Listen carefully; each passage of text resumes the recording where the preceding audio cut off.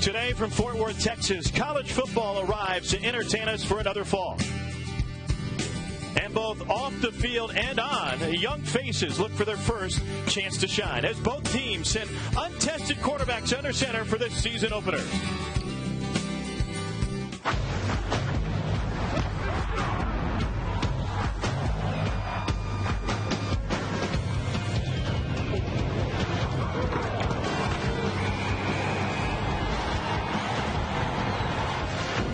Welcome to Amon G. Carter Stadium in Fort Worth, Texas for the season opener between the Baylor Bears and the 22nd ranked Horned Frogs of TCU. Well, we have been waiting all summer for this day. We know you have too, and Trev, you're ready to get it underway. You know, as a former player and as these players, they spent all summer getting ready. 2-a-days, 100-degree heat. Finally, the day is here. Settle it between the white lines. And as we've already seen today, Appalachian State go to the big house to beat the Wolverines. Frogs take the field today with great expectations on their shoulders.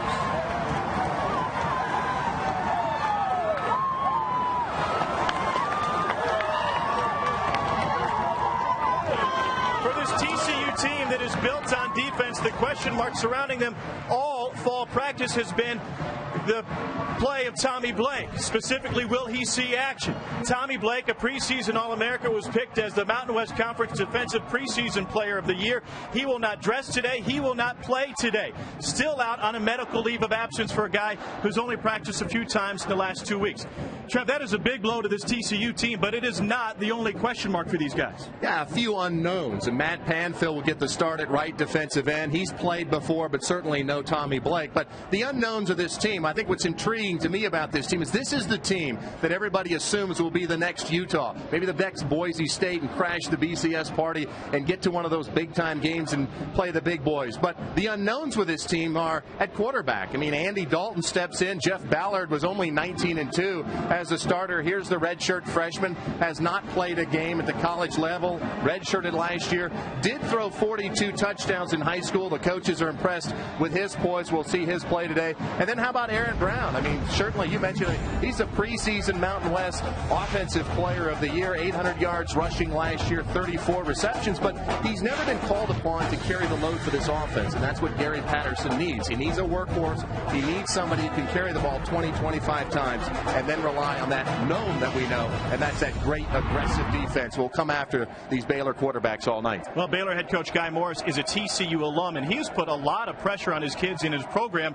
The outcome of this game. You know, there's really a sense of urgency for Baylor, and I think it goes back to his record. Now in the fifth year at Baylor, he starts out 3 wins, then 3 wins, then 5 wins, and thinking maybe last year they can get to the next level, fall back to 4-8. And so in the offseason, the sense of urgency went all the way to these dog tags where he gave all of his players one of these dog tags that says Baylor TCU September 1st, beat the Frogs. And actually, Tom, went as far as to every time the players broke the huddle, he had them say, beat TCU. So clearly it's a rivalry game for Baylor. They understand the importance. Even some of the players starting to talk some smack. So be interesting to watch how that plays out on the field. Well, they also broke the huddle with 4 different quarterbacks in spring and fall practice. Blake Szymanski seems to get the call today. Yeah, he's going to get the call, but I'm not so sure we won't see some other players out there. There's Blake Szymanski, 7 interceptions. The question is this. He came in at the end of last season. Sean Bell gets hurt. Last 4 games. They lost last 3 games as he is a starting quarterback. They lost by an average of 34 points. So he needs to play better, not turn the ball over, and I think that defense has to get after the young Andy Dalton tonight from TCU. The TCU fans welcome Baylor to town for their season opener today. These former Southwest Conference rivals, TCU and Baylor, have a history that dates back more than 100 years. TCU coming off back-to-back 11-win seasons in the Mountain West. The Bears have their sights set on climbing the ladder of the Big 12. NCAA football on CSTV is brought to you by B.F. Goodrich. B.F. Goodrich tires take control. And by Burger King, who reminds you to have it your way. All right, let's get this season started. 22nd ranked TCU will receive this kickoff as Baylor gets set to open the season coming off of the year where they went 4-8 with 3 Big 12 wins. TCU has won its last 4 games against Big 12 conference opponents, including the win in Norman, the season opener 2 years ago.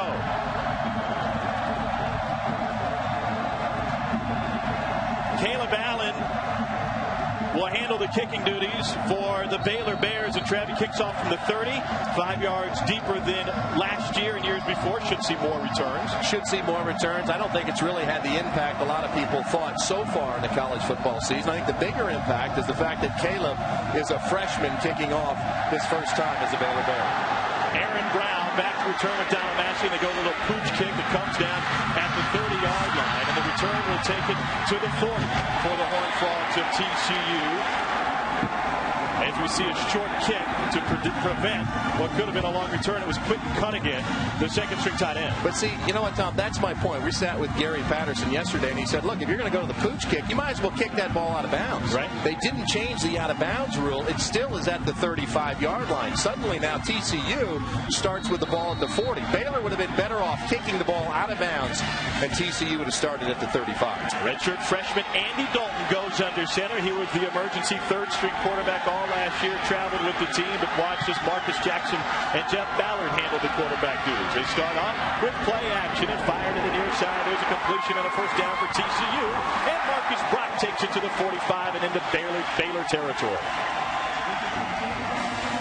Tom, I think from the start, what Mike Schultz, the offensive coordinator, talking to him yesterday, they just really thought that Andy Dalton, he said it was one of the more difficult calls that they had to make in his 26 years of coaching. Who would it be, Marcus Jackson or Andy Dalton? And they just liked the presence that he had in the huddle, showing some confidence in him early. And here's a quick snap after the 15-yard gain. Brown gets his first carry, gets perhaps a yard and a half before he is swallowed up and dropped down by that Baylor line.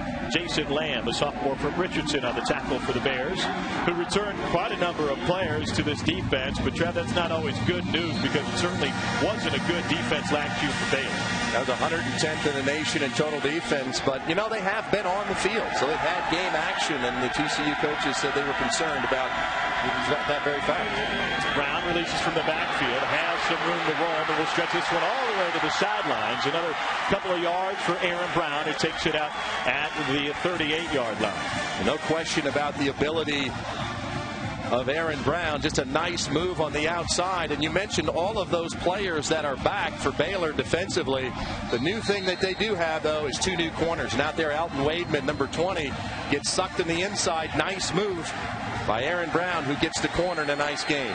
Weidman and Josh Bell at the other cornerback are both seniors, but neither one has played very much. Dalton out of the shotgun. Lets it go, and that one perhaps got tipped to the line of scrimmage, or just came out funny. First incompletion for Dalton.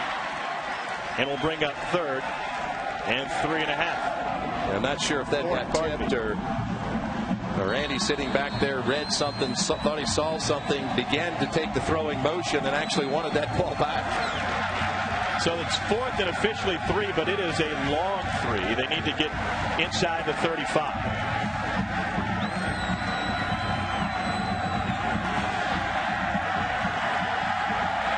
So they go for it, 4th and 3, with Brown joining Dalton in the backfield. Goes to another receiver, and that pass is complete to Marcus Brock. The second catch for a first down for the senior from Lindale, Marcus Brock. Good job that time. Marcus Brock just lined up way on the outside. Want to get the quick slant inside. There's Dalton, looks left. See, that's a veteran move by a young quarterback. Goes to the left, moves all the defenders to his eyes to the left, then goes back to the right, and Marcus Brock gets inside the defender, and a nice catch and a first down for TCU. Brown will split out, now they return him to the backfield, and Aaron Brown will get another touch. Again, Brown cuts this one back inside the half marks, gets a few extra yards on a first down carry, call it a 6-yard gain. And a great block on the outside by Donald Massey, number 2. The one thing you know, if you're a wide receiver playing for Gary Patterson, yeah, you're going to catch some balls, but you're going to be an aggressive wide receiver in the blocking game. Comes down that time, crack backs on the defender, and a really nice block by Donald Massey as the play develops right here. See it right there in the corner. Nice block, and that allows Aaron Brown to get to the outside. TCU marching, this first drive continuing now, 2nd and 4.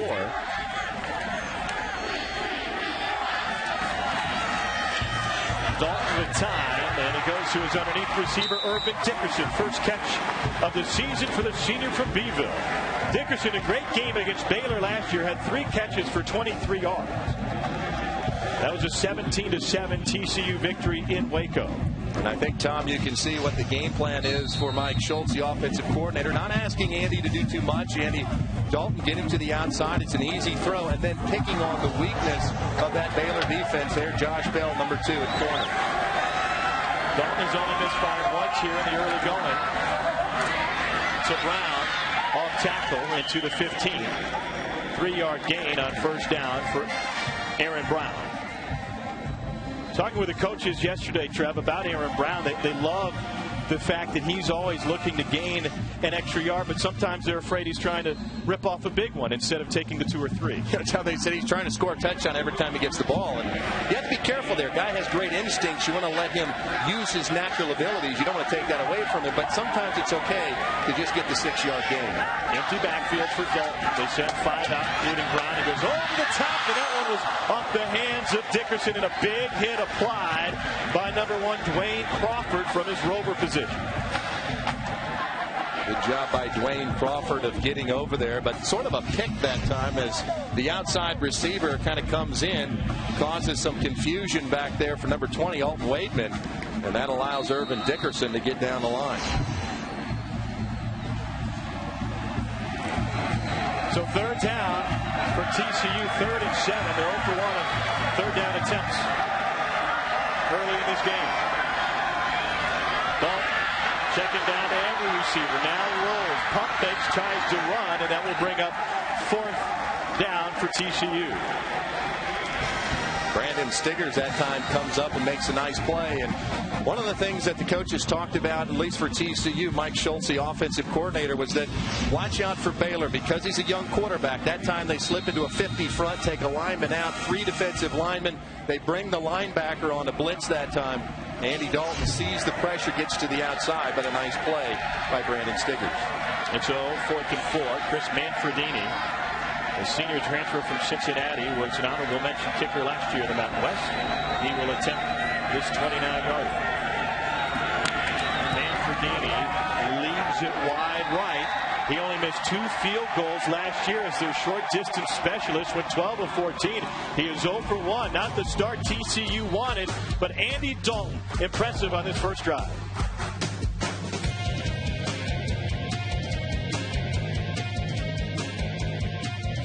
TCU fails to score on its opening drive 4 minutes into the first quarter. And that's where Baylor will take over with Blake Szymanski, the redshirt sophomore from Wichita Falls, under center. Saw action in the final 3 games of the year last year for Baylor, and they keep it on the ground. First play, Brandon Whitaker, who's awfully fired up for this game. And Whitaker with a 5-yard gain on the first play. So Szymanski had a tough test late in the year against Oklahoma, Oklahoma State, and Texas Tech, his 3 starts. 4 touchdowns, 7 picks. And he was 0 for 3 in those games after they lost Sean Bell to an injury. And, you know, talking to Guy Morris, Tom, he told us it wasn't so much Blake Szymanski. He said he felt like the other 10 guys really failed Blake. They didn't step up and help out. It was a team that only averaged about 40 yards a game rushing. And so Blake Szymanski's going to need some help. And he goes to the air for the first time, and that is complete but short of the first down for Ernest Smith. Take a look at the starters for the Baylor Bears. Big guy left tackle Jason Smith leads the way on the line. And we've already seen Brandon Whitaker, senior, get 1 carry and a good one at that. That running back Whitaker's fired up for this game. Yeah, he's been the one who's done some talking all week, talking about how TCU wants to be in the Big 12, and they're not. He's a captain on this team. He's made a commitment. This team will be better if Brandon Whitaker can get some yards on the ground. Well, Whitaker to the sideline as they go to the I formation. They don't use a fullback very often, do the Bears. And this carry is good for a first down. Right up the middle is Jacoby Jones. Gets a touch. I think, Tom, this is the one thing that Baylor needs to be able to do. In short yardage situations, when you need a first down, you get the big fullback in there. Jacoby Jones, 220 pounds, averaged almost 5 yards a carry last year. Not as shifty as Whitaker, but a good job of getting his shoulders down and getting the first down for Baylor. Well, Baylor moves the chains for the first time. We expect to see a wide open offense for Baylor, but Trev, already some success in the ground, even more so than they had last year. They averaged 40 yards rushing. As we meet the starters for TCU, one of the best in the nation last year on the defensive side of the ball. They return Chase Ortiz at that left end spot. Matt Panfill, of course, is going to get the start at defensive end for Tommy Blake. Also, Kelly Griffin, a true freshman playing defensive tackle. He's important as well. Gary Patterson told us that this defense and this entire team without Tommy Blake will have to close ranks and march on it. So Panfill gets his first start. The junior from just down the road. He's from here in Fort Worth. Szymanski overthrows his receiver, that time looking for Justin Fenton. And I think one of the keys in the game, Tom, you're already seeing it here. TCU showing some pressure, but not bringing pressure, only coming with a four-man rush from their four defensive linemen. The key is, and the question is, can they get pressure with their front four without blitzing? That time, the freshman, Kelly Griffin, 69, slipped the block, didn't get a sack, didn't even get a hit, but got there just enough to make Blake Szymanski get rid of the ball. This Baylor offensive line allowed 36 sacks last year. And a spread offense where they like to get rid of the ball in a hurry, that is an enormous number. 3rd and 10 for the Bears. Pressure on. Szymanski goes over the top, and they've got a first down for the Bears and Ernest Smith. That's a nice job that time by Blake Szymanski, sitting back there patiently in the pocket. You mentioned getting rid of the ball quickly. Historically, that's what that team has wanted to do. A little pressure, looks to his left, and just drops it in there to Ernest Smith. A very nice throw right on the sideline by Blake Szymanski. Only 6 catches last year for Smith. His first career catch came against TCU. That was a 12-yard reception and a first down in last year's game. Szymanski has hit on 2 of 4 attempts to start this game. First drive for Baylor. Again, a long pass and another first down for the Baylor Bears. Mikhail Baker gets his first catch of the game. That's a difficult matchup on the outside. Probably the biggest playmaker for Baylor is Mikhail Baker, as he's lined up, matched up man-to-man on the outside that time. And Raphael Priest, a difficult matchup there. Man-to-man, no help. Nice inside move that time by Baker. And a nice gain and a first down for Baylor. Trev, this is very much a rhythm offense. And early on, it looks like Blake Szymanski has found his flow. Really comfortable, poised, finding open receivers, and hasn't had consistent pressure from TCU so far. Over the middle that time, and that is a catch. Hauled it in for a 9.5-yard gain to Kyle Mitchell. The fans here, Tom, not so sure about that, thinking that Mitchell did not come up with a catch. And I think indeed the officials are going back as Szymanski goes back, throws it across the middle.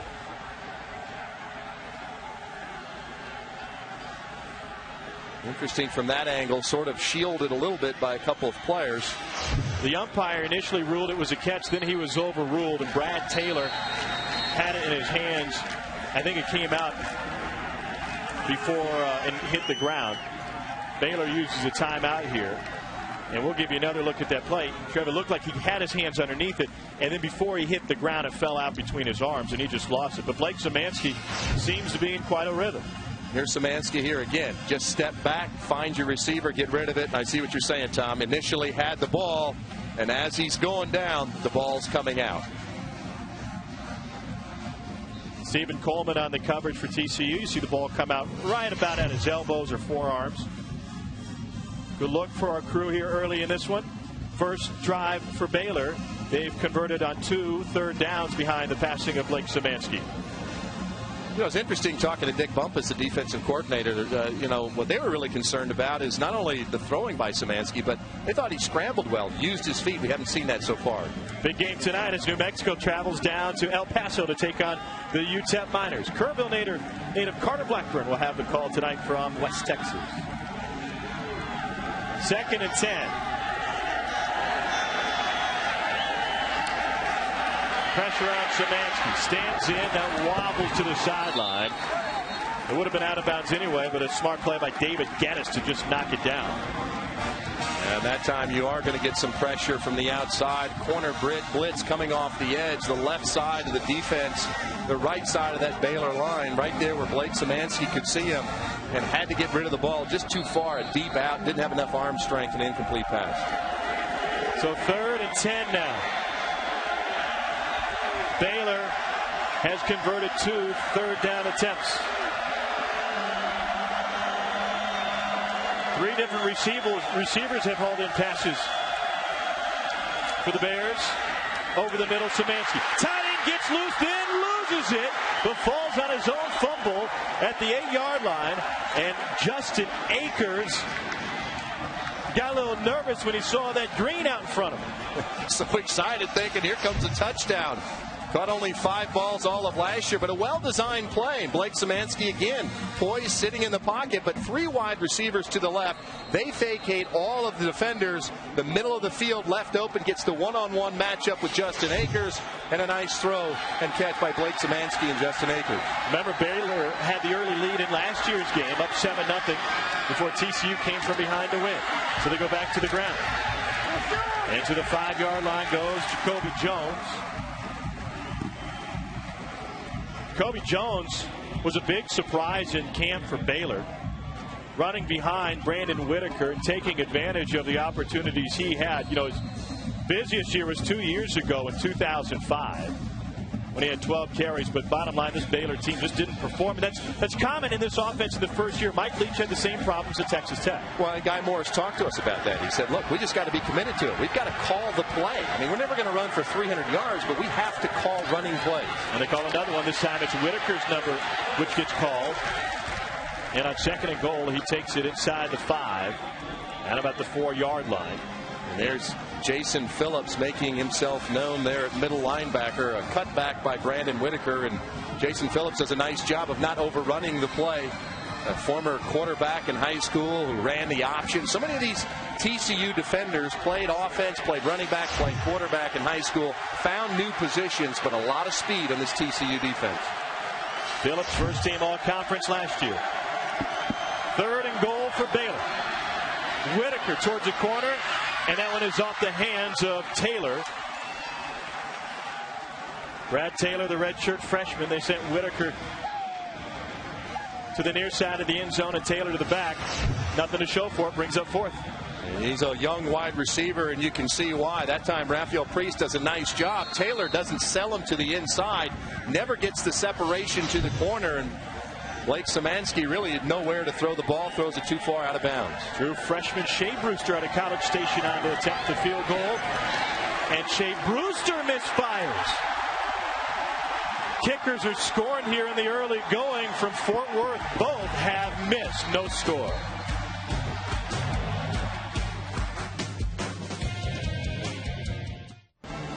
Halfway through the first quarter, no score between Baylor and TCU. And TCU's Big 12 checklist includes Baylor today and then Texas next week.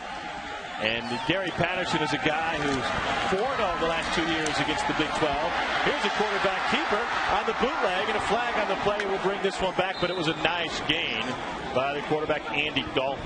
Gary Patterson has talked to us, Trev, about the challenge here with this fan base. You want to do well. Number 89, 10-yard penalty. These Texas and these Big 12 games are big for the fan base and the alums, but bottom line, to get to the BCS, they've got to win the conference. They've got to do well against Utah and BYU and the likes in the Mountain West. Yeah, he's had a little bit of a difficult time trying to get the players and maybe even the fans and the alumni to understand the point that, yes, these are huge games. We want to beat next week on road to Austin. We'd love to beat Texas, but ultimately they want to get to a BCS game, and for them to get to a BCS game, they're going to have to win the Mountain West. I mean, losing to BYU and Utah doesn't matter if they beat Baylor, doesn't matter if they beat Texas next week. They've got to beat those teams in their own conference. Busted play. Dalton trying to make something out of nothing, and he will scramble to get back to the line of scrimmage. Both coaches told us, hey, we've got young quarterbacks back there. We know mistakes are going to happen. They're expected for that. You know, and it doesn't matter if you're Baylor or if you're TCU, if you're Michigan. All these coaches, you think you know your team. You've watched them in fall camp. You've had some scrimmages. But as Gary Patterson told us yesterday, he said, look, until the live bullets are coming, you really don't know how your team's going to respond. And so far, I think that both of these quarterbacks, Andy Dalton and Blake Szymanski, have acquitted themselves quite well. And so Dalton from the shotgun. 2nd and long. And Dalton uncorks this one, but no one there. And that will bring up 3rd and 10 for TCU. I think that was miscommunication that time with Andy Dalton and his wide receivers, expecting his wide receiver Marcus Brock to do an out, to go to the outside, out to the sideline. He cuts in, and Andy Dalton, really no pressure, stood in the pocket. The offensive line did a terrific job of protection. miscommunication with Marcus Brock. It's a brand new wide receiver corps for TCU. They don't have that one speedster, that one All-America. It is wide receiver by committee. Missing guys like Q Harmon, Michael DePriest and company. Dalton thinks twice. Now goes over the middle for a first down. And TCU will move the chains. There's Brock. Ran the end. And between the hash marks, has a big gain for TCU. Tom, you don't know how good a throw this was. Andy Dalton goes back. Baylor showing all different looks, only rushes 3, drops 8, trying to force Andy Dalton to go through reads. He doesn't panic. He stays poised. He waits for his wide receiver to get open across the middle and delivers a strike. Marcus Brock had 3 catches all last year. He already has 3 here in the first quarter today against Baylor. First look at the option, and Dalton's pitch sails out of bounds past Brown. It'll be a loss to 2. And that's on Aaron Brown that time. He kind of gave up on the play, saw the defender coming up, assumed that Dalton would never pitch it because the corner was coming up to fill. He slows down and stops. The coaches will always tell you, even if you're going to take a loss, you never allow the ball to go on the ground. So Aaron Brown slows down. It's got to help out his young quarterback, Andy Dalton. And so Andy Dalton looking at a 2nd and 12 now. Dalton was surprised of his new role last week when he learned that he earned the starting role over Marcus Jackson. He was busy a little bit. He was at the movies. He was watching Superbad when the call came in. Dalton over the middle of the tight end and a TCU first down. Shea Reagan is off to the races and finally corralled inside the 20.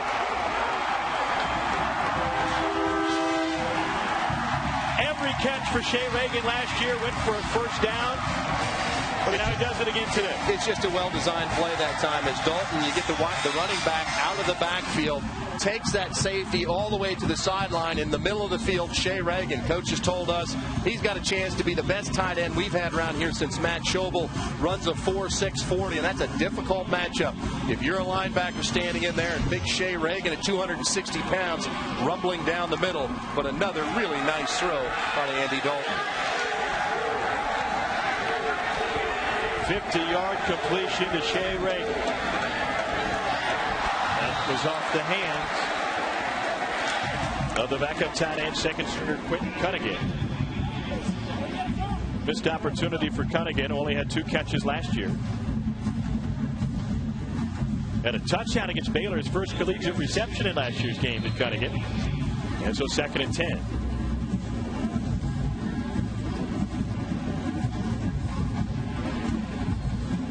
TCU 4-0 against the Big 12 the last 2 years, including a 17-7 win against Baylor to open 06. Brown changes directions. Dalton lead blocker, flag on the play. Brown will take it near the pylon before getting shoved out. Looks like this one's coming back. Jordan Lake, the free safety, shoved him out of bounds. You know, Tom, I really don't even care what the call is, because if I'm a player at TCU, and in particular on offense, as we get the call. Offsides on the defense. Number 91. Penalties decline. First down. Offsides that time on Vincent Rhodes. But you know what? If my quarterback is going to get to the outside and throw a block and throw his body out there for Aaron Brown to get extra yards, I respect him. And Gary Patterson said we coach our quarterbacks like linebackers. They're mentally tough, and they can make plays on the outside, and Andy Dalton did that time. A 14-yard gain with number 14 leading the way. Dickerson motions.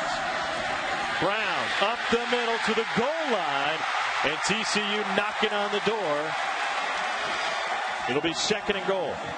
Running behind that right side of the offensive line, big Marcus Cannon, 6'5", 319-pound redshirt freshman Giles Montgomery, who coaches said he's just tough. I mean, he's mean.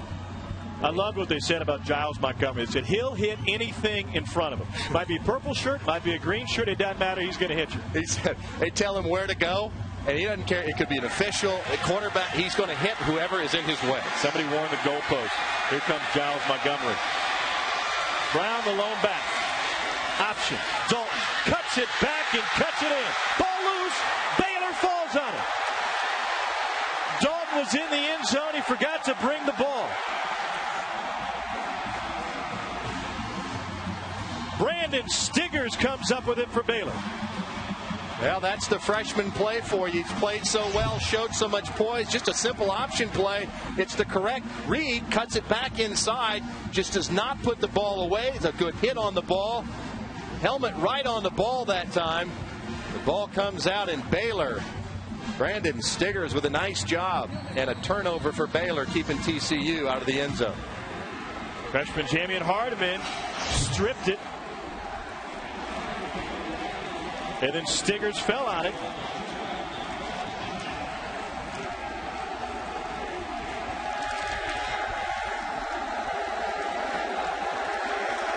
But Baylor backed up from the 2. Jones gets popped at the line.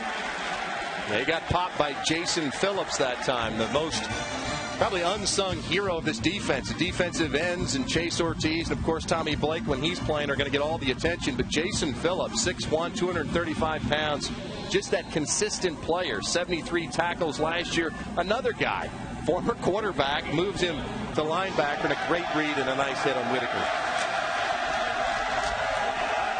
2nd and 9 for Blake Szymanski and Baylor. Quick release. Taking it out of the shadows of the goalpost at the very least. Mikhail Baker. Another grab for the Bears. His 2nd of the day. See, Blake Szymanski just gets rid of the ball so quickly. That's that quick slant on the outside. And Nick Sanders, who's a freshman All-American out there at corner, trying to cover Mikhail Baker, can't give away the inside that soon. Respecting that speed so much of Baker, but that inside release allows some room now for a 3rd and short. Those TCU corners grew up in a hurry last year. Both started as freshmen, Rafael Priest and Nick Sanders. Veterans now as 2nd-year players. Pressure on Szymanski. Misses his man. 4th down coming for Baylor. And there's that pressure defense that time, coming with a little blitz. You're going to bring Jason Phillips, a couple linebackers, and, of course, Chase Ortiz coming off the edge. Just beats the block of Jordan Hervey out there, making Blake Szymanski get rid of the ball sooner than he wanted. Here's the pressure here. There's Szymanski looking left the whole time. And look at Ortiz coming off the left side. Phillips right up the middle. Had to get rid of the ball. A good defensive stand that time from TCU after the turnover. There's a freshman punter on the field for Baylor, Derek Epperson, out of South Lakes Keller High School. And Epperson gets off a good kick in his first collegiate attempt. Fair catch by Brian Bonner. TCU will have it in Baylor territory when we return. Well, both teams have had opportunities here in the first quarter, but nothing to show for it. Baylor and 22nd ranked TCU scoreless. Tom Hart alongside Trev Alberts. Glad you're with us today on CSTV as we kick off the college football season with the 22nd ranked team in the nation, TCU. And it all starts up front with the big junior Blake Schluter, the center. And I think this offensive line of TCU's done a nice job of helping Andy Dalton out, the young quarterback. He's Blake Schluter, one of the strongest centers you've ever seen. The Knight of Champions, squats 870 pounds, Tom. What would happen to Tom Hart if 870 pounds was on your back? Well, it is just about every game as I carry you through the college football season, Trev. 2nd and 10. That's really good, but I'm not 870. There's Blake from Ganado High School. And, you know, in high school as a Ganado Indian, he had 13 block kicks. So yeah. He's athletic. And then what they love the most about him was not exactly Dancing with the Stars, but they love the way he moves his hips. He's got great hip movement up front. Well, I watched your face in that meeting, and you looked perplexed and confused. Tom, as a center, hips are important. Getting your hips turned and getting the defender turned to open up that hole for Aaron Brown. Dalton with the pitch, and here's the first carry for Ryan Christian. And the freshman, a surprise in the backfield for TCU, not listed on the 2 deep. The Christian shows him good speed, and so he takes it out, and it was Blake Schluter trying to get out and offer some protection on this option. And coaches told us that they really thought that Blake Schluter could turn into the best center that they've ever had at TCU. They say maybe he's not there yet, but here he's just going to pull to the outside and trying to show Tom those hips that time, trying to get a block on Nick Moore, and Nick Moore sort of beats the block. But there's that option again. Andy Dalton trying to keep this defensive Baylor honest. 3rd down for TCU. Quick slant, quick first down for the Horned Frogs. Jimmy Young, the freshman from Monroe, Louisiana, with his first collegiate catch. You see, that's why this offense, Tom, is so difficult to defend. You just got done seeing the option, and then all of a sudden they spread you out. You get man-to-man coverage on the outside. You've got Jimmy Young, 6'1", 200 pounds. The coaches told us he's a special talent. I mean, he has some real ability. They said, now the ball might bounce off his face mask from time to time because he's not sure where he's running the right route, but if he gets the ball, he's a special talent. Here's Brock out on an island, loses one man and takes it to the 17-yard line, short of the first down. And he had a nice move to get past Josh Bell before Jordan Lake, the sophomore from Houston, came and forced him out, along with Jeremy Williams. So much pressure on a defense. You make this Baylor defense defend the entire field. You've now horizontally challenged this defense, spread them out. That softens the middle as they go to adjust to try to get players out to guard them or cover those wide receivers on the outside. Suddenly then you give it to Aaron Brown right in the middle of the field between the tackles. And Vincent Rhodes lined up across Giles Montgomery on his second and short. Brown off that right tackle picks up the first down for TCU. And Rhodes was in on the tackle. Pretty nice job that time by Vincent Rhodes. You know, good technique, using his hands, getting off the block, and meeting Aaron Brown in a nice stop. Barmy, that was Justin Watts, the junior from Center, Texas, with his first carry. We're seeing a lot of faces on the offensive side of the ball for TCU. Freshmen like Christian and Young getting touches. And now Watts. And Watts gets his hands on it a second time. Straight up the middle, and he takes it to the 5-yard line. Just great blocking by these wide receivers of TCU, Tom. That time Donald Massey again comes in on the crackback. He's going to come in. He's going to get Joe Pavelic right there. Nice block. Cracks in, creates a hole just enough for Justin Watts to get up for a nice gain on first down. Jake Lamar had the stop for Baylor, had a season-high 3 tackles against TCU last year. 2nd and 4. They can get a first down before they get to the end zone. And they will pick up the first down. It will be 1st and goal on another carry for Justin Watts. So the first quarter coming near a close. TCU has already fumbled once on the goal line. Just again, a little trap play that time. 60 comes around. Preston Phillips pulls around. But again, it's just Aaron Brown trying to be that complete runner, trying to be the workhorse for Gary Patterson, or Justin Watts, excuse me, trying to find that workhorse, the guy between the tackles, and get that 4 and 5 tough yards. Well, everybody's getting a shot on offense for TCU. They have a missed field goal, a red zone fumble. Can they punch it in as we start the second quarter from Fort Worth? Gary Patterson's team looking to bust the BCS, but first they need to get by Baylor.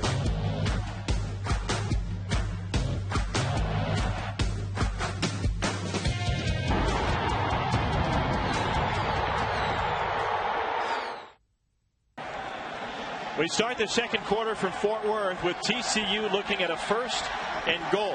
And once again, Justin Watts in the backfield. Gary Patterson and Guy Morris. Guy, a TCU alum, bringing his team up here. This is game 2 of a 4-game scheduled series that will resume in a couple of years after this one. And there's Watts to the goal line. Did he get in? He must be on the 1-inch line. When Cunningham says touchdown TCU, the line judge in to sort it out. Our question early, Trav, at the beginning was, can Aaron Brown carry the load? What we're seeing today is that Justin Watts is going to help him out a little bit. Yeah, another guy sort of between the tackles, a little more powerful maybe between the tackles. Certainly Aaron Brown can run with power as well, but I haven't seen a lot of Aaron Brown being that sort of go-to lunch pail guy that can carry it 25 times. Well, that was a close play. It looked like he was right on the goal line. This time he is in. And TCU is on the board. And it was Cunningham leading the way, blocking for the Horned Frogs. Justin Watts gets his first score of the year. Running behind that left side of that offensive line. A double team there that time by Blake Schluter and Matty Linder. Opens up just enough room for Justin Watts to get in.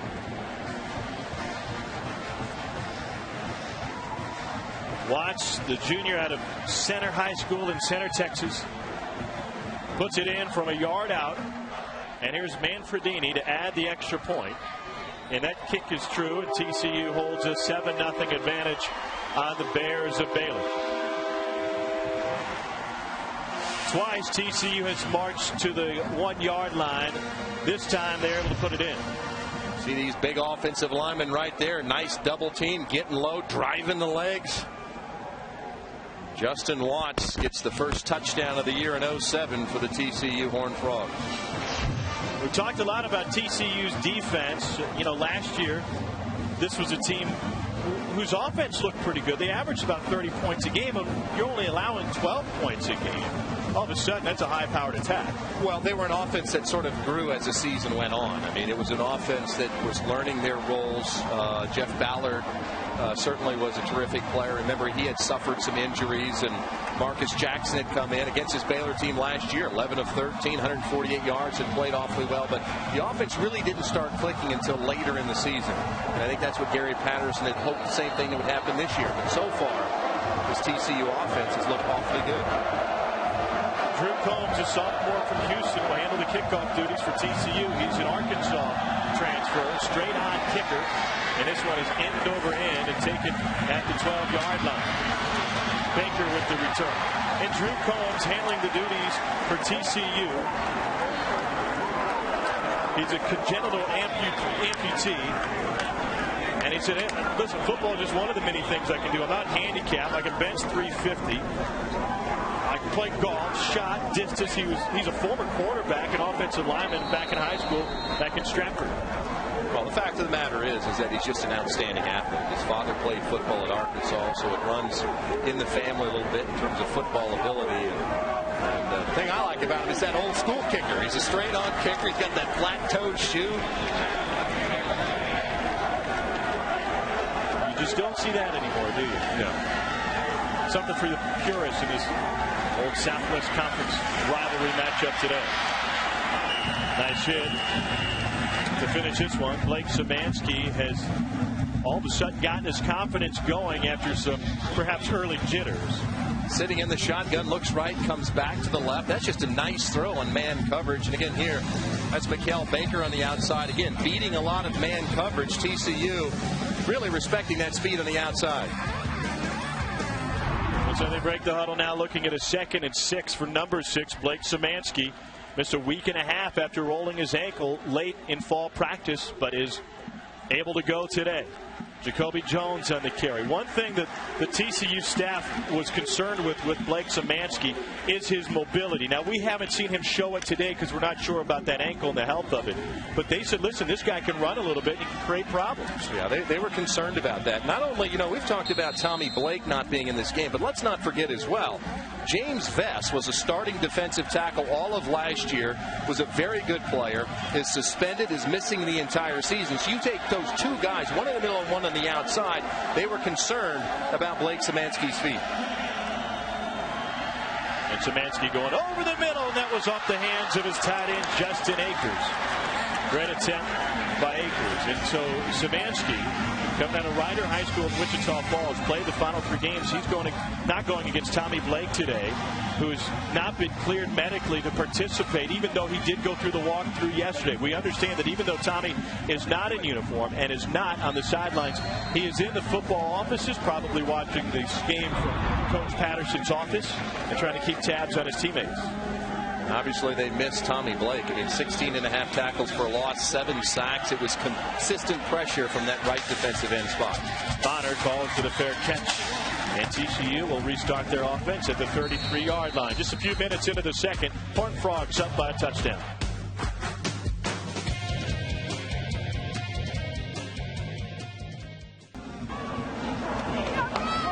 Horned Frogs on top of the Bears, 7-0. Here in the second quarter from Amon G. Carter Stadium in Fort Worth, Texas. These former Southwest Conference rivals get going again. They renewed the rivalry last year. It was the first meeting since the Southwest Conference was disbanded after the 95 season. Tom, we've been talking these last couple days. I get the feeling that you'd like the Southwest Conference to come back. There's something internally that you have that you're not. I don't know. I think a lot of people in Texas have a nostalgic feeling when it comes to the Southwest Conference. You see Marcus Jackson in behind center now for TCU getting some snaps. The Southwest Conference Museum is located in Waco. But taking over now is Marcus Jackson, the sophomore from Houston. We knew we would see him at some point today, 4th or 5th series. Here he is in the second quarter. Yeah, and the coaches made very clear to us, and Mike Schultz, the offensive coordinator, this is not a situation of rotating quarterbacks, not knowing who the starting. Look, Andy Dalton is a starting quarterback, but Marcus Jackson, they said, through his hard work, has earned the right to play in the game. And so he was planned on playing. He's going to be in the game. And they said, again, it was the toughest decision they've ever had to make. Both of these young men they view as starters. Second and 6. Jackson running the option, keeps it. No gain. It was really interesting how they decided to work the two quarterbacks during fall practice. They said, we noticed that if we had them alternating each and every play or each and every series, we just weren't getting production. So what we decided to do is make one guy a first-team quarterback for the morning session, bring back the other guy to be the first-team quarterback for the afternoon session. They would rotate working with the ones and the twos, depending on what time of day it was. And he said it only could have worked if you had two young men like Andy and Marcus. I mean, oftentimes these guys let egos get in the way, and Andy would come off and Marcus would say, hey, did you see that? I saw that. And they helped each other out at the end. Both of them want this team to win the Mountain West and have a chance at a BCS game. Prior to the snap, false start on the offense, number 64. 5-yard penalty, still third down. Matty Linder jumped a little bit. That's a good voice right there. That guy should do voiceovers. Did you hear that guy? And he got really excited with that first down that we had inside the red zone for TCU, Tom Walker. He's trying to be noticed. That's right. I like it. Good pipes for Tom Walker. He shows third down, third and long, third and 11. I wonder if he can do play-by-play. This next play brought to you announcerless. Jackson, pressure on, and he goes down for a big loss. And there's the Baylor defense stepping up. Leon Freeman has returned to action, and he was in on that play for the Bears. Leon Freeman, number 49, comes from that defensive end spot, gets inside, but the whole Baylor defense that time. Trey Bryant, nose tackle, slips the block, gets in.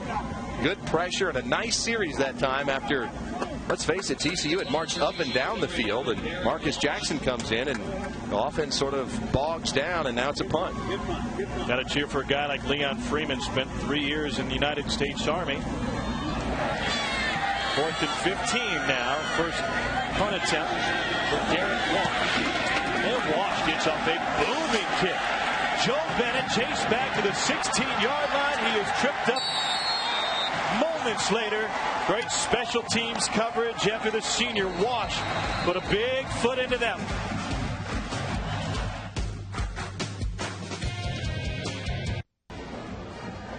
22nd ranked TCU leading Baylor 7-0, 10-13 in the second quarter. And Aaron Brown with his knee iced on the sideline. It's been a while since we've seen him in action. Based on that pose there, I don't want to speculate. Doesn't seem like we'll see him return here in this first half. There's a flag on that punt from Derek Wash, and they are now reviewing the play. And we'll give you another look at home. Just a great punt by Derek Wash, and last year this was a real sore spot for TCU. Didn't get a lot of punts, 37 net average, 99th in the country, and I'm not sure, Tom, what they're looking at. Could be the spot. They have it marked at the 19, it looks like. Guy Morris, the TCU alum. Baylor had a guy run in one of their covers from the gunner spot, coming running in at the last minute. Was he the 12th man?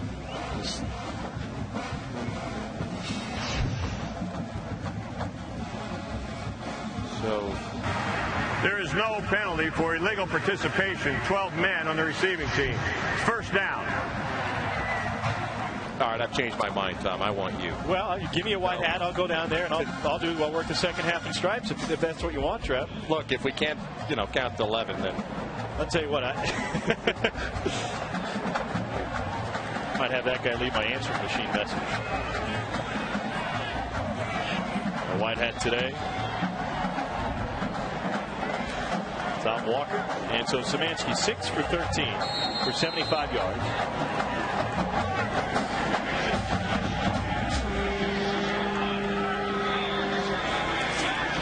Quick release again from Szymanski. This will be a gain of 3 that turns into a gain of 9. Justin Fenty on the catch. Jeff, this is a Baylor offense outside of that catch by the by the tight end that was fumbled towards the goal line. A lot of these completions are going for 6 to 9 yards. They're not necessarily chain movers, but they put them in great position on second down. In manageable second down conditions. You know, we've talked about they haven't been able to consistently run. They haven't called a lot of running plays, but really, is that a lot different than a running play?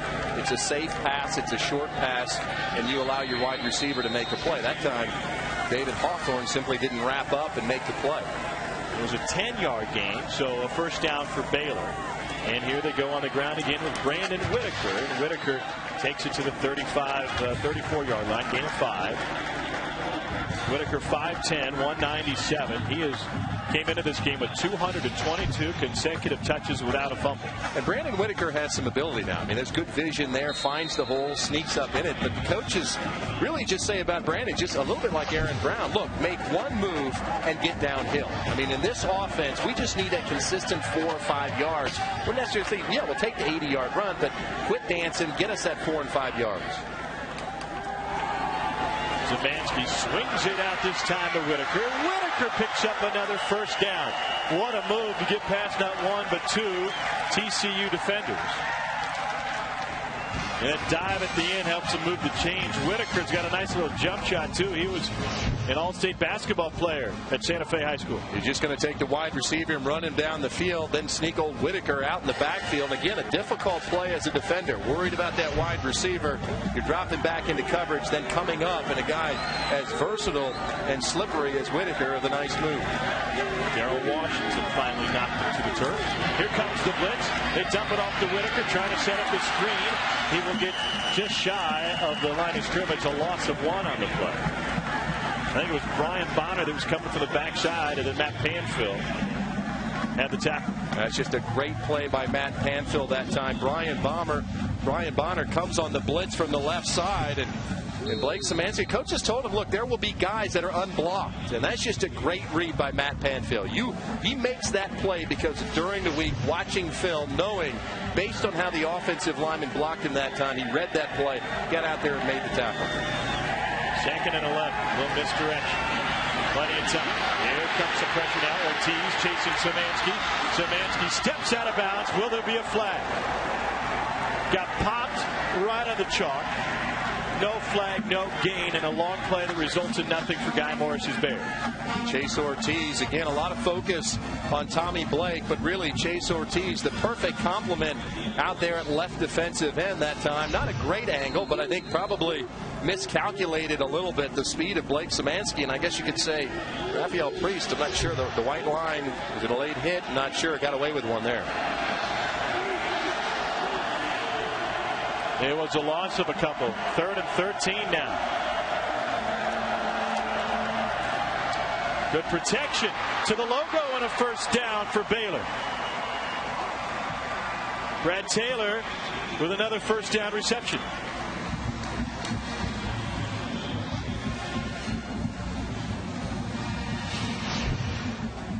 See Szymanski again, uses his eyes to help him, looks to left all the way, then goes back and finds Brad Taylor, who gets inside the linebacker. Again, Blake Szymanski doing a nice job, poised, using his eyes, looking off defenders, coming back to find an open wide receiver, and then threading the needle. Now looking for the home run ball. Just off the fingertips of Ernest Smith. Pretty good coverage out there by Raphael Priest. And in this defense, this 4-2-5 defense of Gary Patterson, it's a pressure defense. And those corners are going to be on islands. They're asking these corners, you'll play man-to-man, you'll get no help. Obviously, very good technique that time in the hip pocket of the wide receiver, running down the field. When looking at the eyes, turned around, didn't face guard, and made a nice play on the ball. 2nd and 10 after Baylor took a long shot on first down. To the running back, gain of 3. Justin Fenty, Barmy, the slot receiver with the catch. He's a sophomore out of Denton's Ryan High School. And he continues to play well on the road. Now 16 of his last 20 catches have come away from Waco. This guy likes taking a bus to the game, huh? Well, you know, younger players, sometimes it's better to, get them out on the road, get them away from all the distractions. And he was a young man that actually was going to redshirt. They pulled the redshirt last year after 3 games, came in and had a nice year. 19 catches, 183 yards. Another option. That's a strength of this Baylor offense. Lots of options at wide receiver. 3rd and 8. For this Baylor team, which won 3 Big 12 games last year, all against Big 12 North squad. Szymanski finds his tight end. Flag flying in from the line judge. Akers with his 2nd catch. Will it stand? And this one's coming back. On the offense, number 75. 10-yard penalty. Repeat 3rd down. Tom, we talked about this offense last year and this offensive line having struggles with trying to block. 36 sacks allowed, but this offense, they get rid of the ball so quickly. Really no reason for Jordan Hervey that time to hold. Blake Szymanski 2 seconds getting rid of the ball, but fought for holding that time is 75 Jordan Hervey. And Hervey starting at right tackle for a team that lost senior Chad Smith. He was a little banged up, and he decided during fall camp that it was a good time just to go ahead and hang it up. Thad Boatner as well, who suffered a knee injury, out 4 to 5 weeks. So they had 3 offensive linemen coming back, and really that mainstay, though, is at left tackle, number 72, Jason Smith. 3rd and a long way to go for Baylor. Over the middle. Intercepted. Stephen Coleman has the pick, and Coleman brings it back to the 37-yard line. Coleman just back there playing center field. They love the job that Coleman did standing in last year. 2 starts with David Roach injured. And there's a quarterback there. And look, Blake, as he just kind of slides to the left, really never should have thrown this ball. You're falling away, throwing across your body, throwing back to the middle of the field. And just an easy interception that time from Stephen Coleman. Coleman, a junior out of Lake Highlands High School, the Dallas native. Moved to free safety. That allowed them to move Brian Bonner down to strong safety. And they feel, TCU coaches with Coleman, Roach, and Bonner, they really like this safety position. And it's a team that utilizes 3 safeties in this unique alignment. So 1st down for TCU. Dalton pump fake and goes out of bounds on the incomplete pass. So Baylor and TCU in action this afternoon from Fort Worth. Time now for our Aflac trivia question. And our question today, as we welcome the Duck for the first time, who is the Baylor Bears' all-time leader in tackles? A couple people in the booth know. I got to say, Trev, it's fairly obvious. You guessed this in our meeting this morning, and you were wrong. Well, I was being facetious. I knew who it was. Thanks. But they have had a history of very good linebackers who've played here. That's sort of a hint. Not only did this guy come up with a lot of tackles, he knows how to bust helmets, too. The numbers staggering for our Aflac answer. Mike Singletary, who averaged 15 tackles a game during his junior and senior seasons, had 34 tackles in one game against Houston, had 33 in a game against Lou Holtz's Arkansas squad. And the equipment manager would readily have 3 helmets available a game for Singletary because he'd break them each and every contest. Dalton Flush forced to let this one go to the Baylor bench. I just like the number 63. You don't see that one, do you? Yeah, you don't see 63. But you know what I just saw on the field that I really liked out of Andy Dalton that time? Leon Freeman at defensive end gets some pressure in the middle of the field. And what's the one thing, Tom, that young quarterbacks have a difficulty trying to do? Is when they get pressure so many times, and Gary Patterson talked about this, they continue to try to force a play. They got to make a play. And he's trying to tell his quarterbacks, punting is okay. Throw the ball away. Take a sack. Just don't turn the ball over. Good job that time, although it doesn't appear like much. That's a step in the right direction for a redshirt freshman in Andy Dalton. Eddie Newton set to receive this punt. Pardon me, Joe Bennett back to receive this punt for the Baylor Bears. Does not have a return this year. Didn't have one last year. This will be his first collegiate try as Wash gets into a low line drive kick. And good coverage again by TCU. Bennett shakes one and takes it up to the 32-yard line. Good coverage by TCU, but they've got a man down. We'll tell you about it when we get back. The Horned Frogs leading the Bears 7-0 from Fort Worth.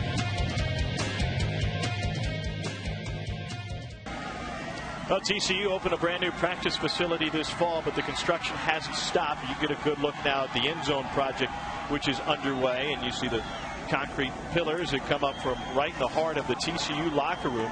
A $16 million project, which will include suites, club seats down below underneath the suites, and it all will go right up next to Gary Patterson's office and the football offices here as they expand Ammon G. Carter. This is just one step.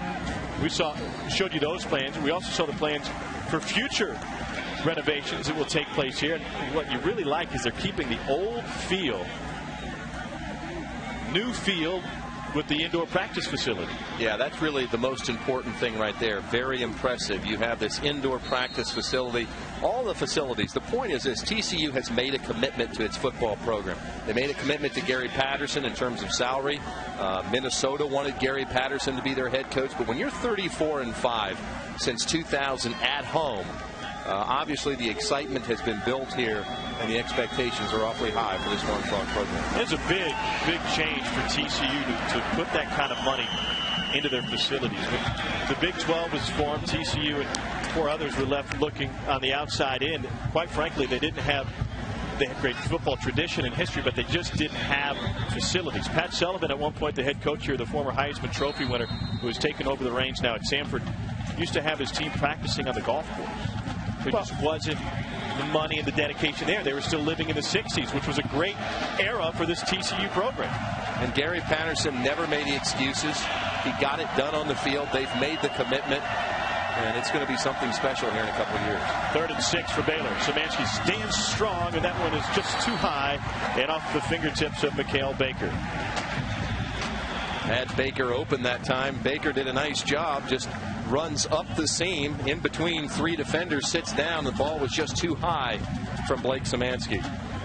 And Tom, when the ball is too high, if you've got a quarterback that consistently is throwing the ball too high, when you see a wide receiver and you desperately want to get it to him, you try to put a little bit extra on it, that's when the ball sails on you. That time, Tommy Blake trying to work the ball in between those 3 defenders, and that's why the ball sailed. The freshman Epperson got off a good one the first time. Another good one here. Bonner hasn't had a chance to return yet today. He'll take a crack at this one. Loses the first man, and here he goes. Brian Bonner, the senior from Beeville, making a beeline past the 30. Loses the punter, and he's finally forced out of bounds at the 12-yard line. Ralph Rodriguez with the speed to catch up with Bonner, but not before he had covered 64 yards. It's great blocking, Tom, for Brian Bonner. Just fields the punt. And look at this wall of guys at TCU. Just fields the punt. Good blocking right there. Finds the seam up the middle. And Brian Bonner, and there's the punter. And no. Oh, I got some help. And Rodriguez comes up and gets Brian Bonner out of bounds. Bonner averaged 13 yards a return last year. Fantastic numbers when your punt return guy can basically give you a first down every time he touches the ball. An 89-yard return to the Poinsettia. And here's Christian, and the freshman takes it in. Touchdown TCU. There's the surprise in the backfield we've been looking for. And with Bonner on the bench, he watches Ryan Christian score his first collegiate touchdown. Aaron Brown with the injury. We've seen some Justin Watts, and now Ryan Christian. Nice view right here. Good blocking, good vision. Cuts it back, finds a seam.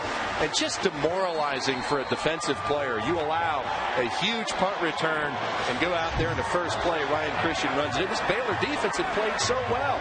22 carries, only 66 yards up to that point.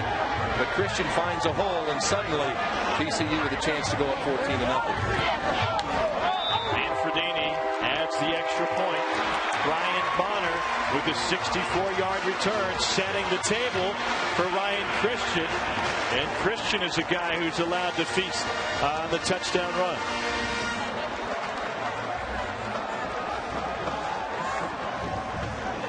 Brian Bonner was a first-team all-conference returner last year, and he is picking up where he left off. You go back to this touchdown again. Great field position. Showed a little action. Good blocking up front. That offensive line, we talked about it before. Nick Richmond, the former tennis player, using those big long arms, creating a seam, and that allows Ryan Christian to just cut back, find a hole, and get it in the end zone. Ryan Christian listed as a wide receiver, the sophomore out of Aledo High School. Had 2 catches last year. Now he's being used in the backfield. Trev mentioned a moment ago, Aaron Brown has been on the sideline with an ice knee for a good chunk of this first half after the first quarter. See, there's some natural instincts that some players have, and obviously the coaches, seeing Ryan Christian somewhere in practice, saw that he had some natural instincts and cutting ability, seeing holes, although he's listed as a wide receiver, obviously with a nice run there. That is a great boot from the kicker, Drew Combs. And Baker, all the way near the goal line, brings it out to the 24-yard line. So 4.5 minutes to go here in the first half from Fort Worth. Stay tuned for CSTV Football Nation halftime show with Adam Zucker and Scott Zolak. They'll have scores from around the nation. You may have heard about the big upset in the big house. And first half highlights and stats from here in Fort Worth. How about Jerry Moore and that Southern Conference team, Appalachian State, knocking off Michigan? We talked about it before the game, Trev. If you're going to schedule a 1AA team, an FCS team, you don't schedule Appalachian State. They've won 2 straight national championships. You know, you're going to get beat up anyway for playing a Division I AA, so you might as well take somebody who's bad in Division I AA. And certainly Appalachian State is not.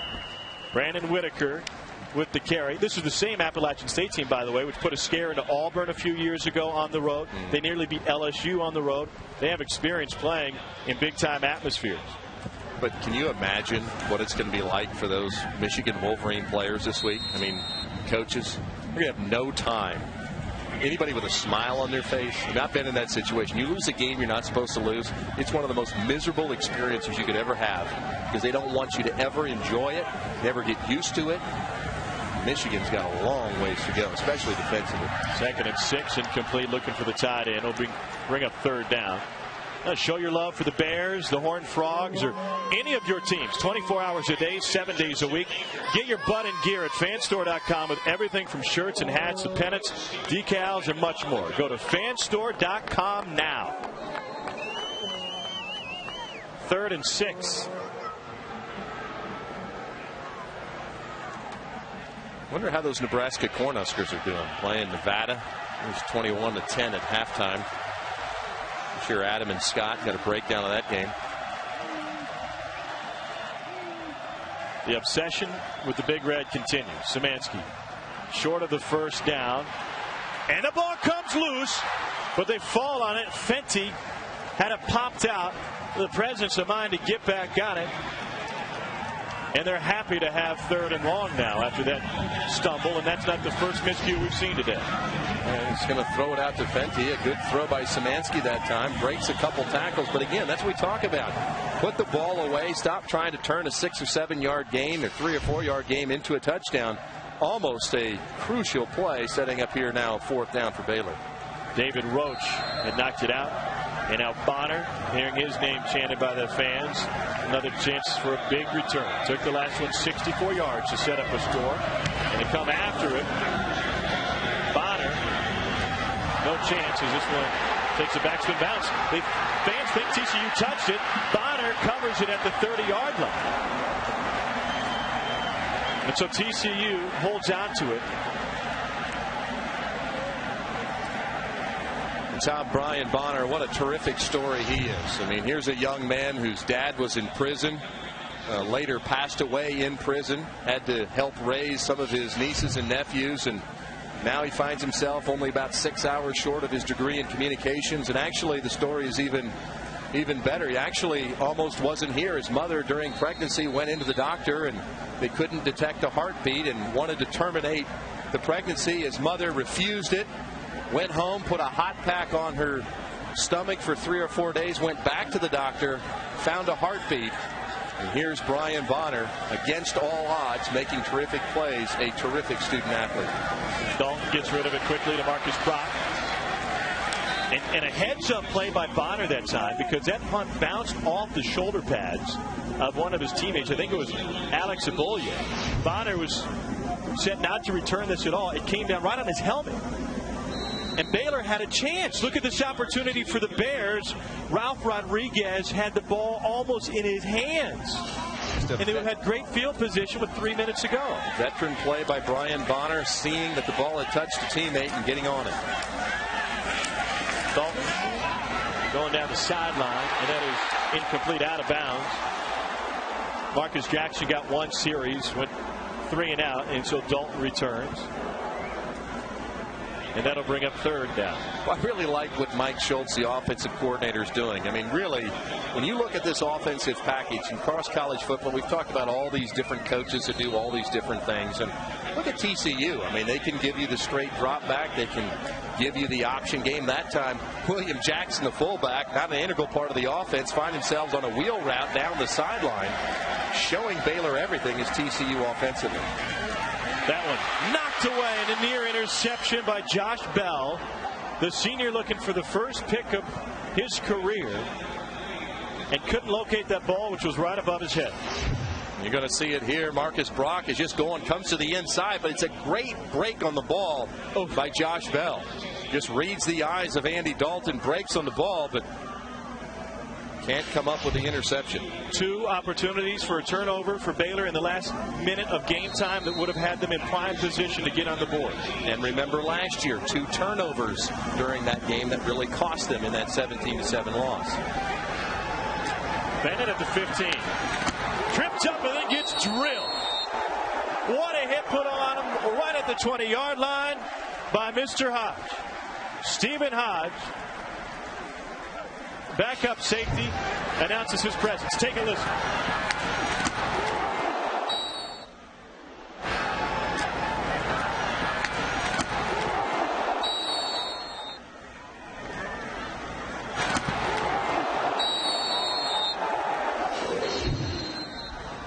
Tom, that was nice. but the thing that it was a great hit. But the other thing that you noticed there, did you see number 39? It was Jason Phillips. The one thing that Gary Patterson will do is he always puts starters on special teams. He tries not to put them on more than 2 special teams, especially early in the season. It's a little bit warm here tonight. But as the season progresses, I don't care how many plays they play on defense. If they're good enough and I need them, I will put them on special teams. There's Brad Taylor with another catch. Underneath for Taylor before he is brought down by David Hawthorne. Second catch of the night.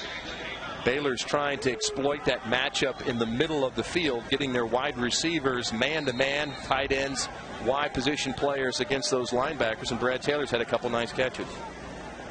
2nd and 6. They go underneath again. This will move the chains. The first down catch as Nick Sanders forces Ernest Smith out of bounds.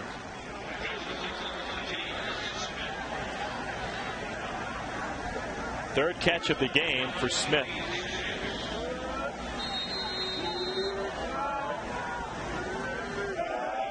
Now Baylor trying to hurry it up with a minute and a half to go here in the first half, trailing 14-0.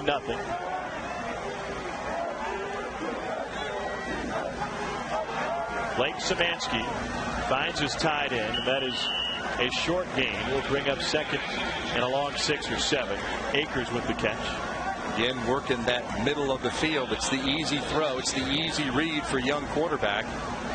Spread people out and exploit the middle of that TCU defense.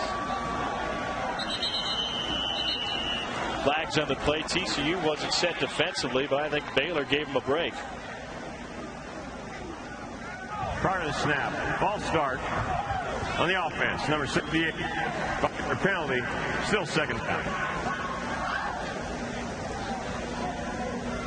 Chris Griesenbeck, backup tackle spot. Jason Smith is the starter at left tackle, but Smith not in there right now for Baylor.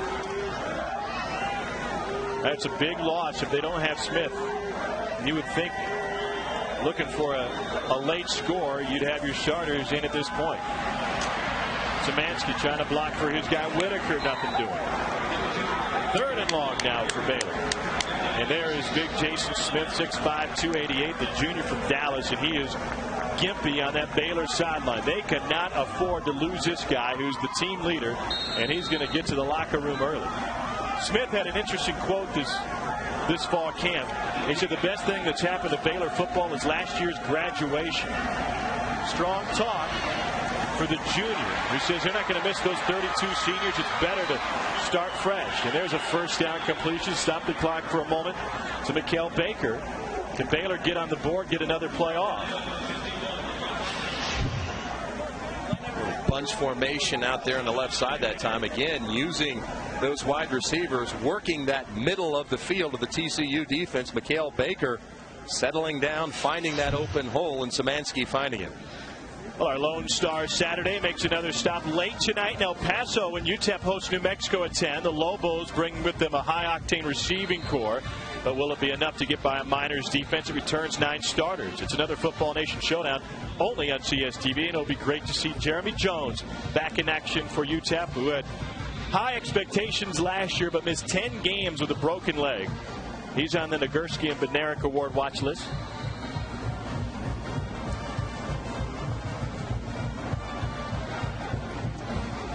And here's Szymanski now after a 24-yard completion. Blake Szymanski 16 for 28 here in this game with 1 pick and 147 yards. Takes a shot to the sideline. Got to get out of bounds if you want another play. And Baker steps out of bounds with 2 seconds left on the clock. Now they have an unproven kicker, both Caleb Allen and the freshman Shea Brewster. Neither has attempted a college attempt. And so from the 40-yard line, they'll take a chuck to the end zone. Guess nobody has a 57-yard leg, huh? 2 seconds left on the clock. Baylor led at half last year, but trailing 14-0 here from Fort Worth. Szymanski steps into it, goes over the middle for a long gain, but Taylor will be stopped short, and the first half comes to a close. TCU taking advantage of some Baylor mistakes and with some big special teams. The TCU fans are happy. And Blake Szymanski got 1 half under his belt. Now let's go to the field house in New York where Adam Zucker and Scott Zolak. And we start the third quarter from Fort Worth. TCU on top of Baylor 14-0. Tom Hart alongside Trev Alberts. A great day for Dippin' Dots. You ever had those, Trev? They're fantastic. We didn't have those in Iowa.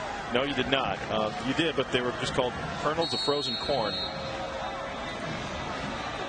Ours really came in a big old bucket. I don't know if that was because my mom and dad was the cheaper stuff, but you know that big, like, 5-gallon pail that you could get for $1? That's it. That's it. Square foot of Drew Combs puts this one in the air. Return chance for the Baylor Bears to get this second half started, and it's brought out to the 25-yard line. Gaze deeply into college football's future with the fortune tellers of CSTV's Crystal Ball. Join the crew as they preview the upcoming week in Football Nation, including marquee matchups between Oklahoma and Miami, Penn State and Notre Dame, and so much more. It's Crystal Ball Wednesday night at 7 Eastern, only on CSTV. It's going to be a fun week on Crystal Ball this week with Greg and Brian and the fellas. Brian Curtis talking, of course, Michigan being upset by Appalachian State, and then this TCU team next week, assuming they hold on here, goes on the road to Austin to play the Texas Longhorns. Again, another matchup. See if they can hang with the big guys. There's pressure, and the ball's loose. A purple shirt falls on it, and a Baylor turnover gives it back to the Horned Frogs. Is coming off the corner that time, Chase Ortiz. Again, the pressure on Blake Szymanski in that first half. Baylor had done such a nice job of just getting rid of the ball. 2 seconds and under, just getting rid of it. The pressure really wasn't a factor, and that time Chase Ortiz just beats the block right in the face of Szymanski, forces the fumble, and once again, great field position for TCU. The youngster inside, Kelly Griffin, the true freshman, fell on it. Second turnover of the day for Baylor. The other being an interception. The play is being used. They're going to take another look and make sure that was a fumble, and we'll give you another look at Chase Ortiz, who had 2.5 sacks last year, which is a big, I don't want to use the term letdown, but production-wise, his numbers really dropped from the year before. And the question here that they're looking at is, was his arm going forward? Is it an incomplete pass, or is this a fumble? It looked as though that Blake had sort of started to bring the ball up in a motion. The question is going to be, as a judgment call, was the arm going forward or is it a fumble? Trev, I think if you polled 100 people and gave them another look at this one, that they would be split right down the middle, 50-50. But there's only a couple guys that matter, and it's the guys watching this one on the TV monitor. Again, it's kind of like the ball is being held low. He sort of brings it up to get it in a position to be able to go forward. Frustration on Coach Morris's face as he's seen his team have opportunities. Certainly from a statistical standpoint have been in this game, but take another look at the instant replay rules. The replay official reviews the call. Coaches get one challenge per game. After they call the timeout, they ask for the review. If it's overturned, they keep the timeout. If it's upheld, they lose the timeout. Of course, it was the Tuck rule that sent the Patriots to the Super Bowl, and Guy Morris with 2 trips to the Super Bowl, one with the Patriots in '85, one with the Eagles and Dick Vermeil as an offensive lineman.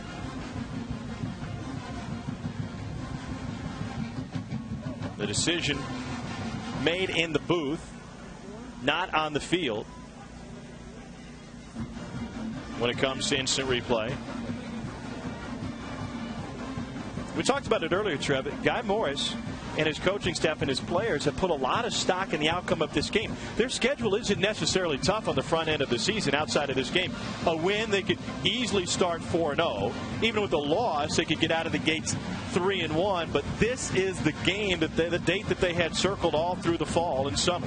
Yeah, the next 3 games, they play Rice, they play Texas State, and then at Buffalo. And as you mentioned, I think they understood, here's the schedule there, Rice, Texas State, Buffalo. Then you get into that lion's share of that Big 12 conference schedule that's been so difficult. But, you know, they did win 3 games in the conference, all against northern teams. They went 3-5 in the Big 12. So I think Coach Morris really felt that, you know, a lot of younger players at key positions, if he came in here, got this win, then those next 3 games, say you're sitting at 4-0, now suddenly you have some momentum. Some of these younger players get a chance to grow up. I mean, this program really, I mean, you got to remember, Baylor has fallen on hard times, but this is a proud program. I mean, they've been to bowl games. Grant Taft, they had very, very good players at Baylor. And, you know, the 2 previous coaches to Guy Morris, Dave Roberts and Kevin Steele, certainly didn't get it done. And after review, the ruling on the field is reversed.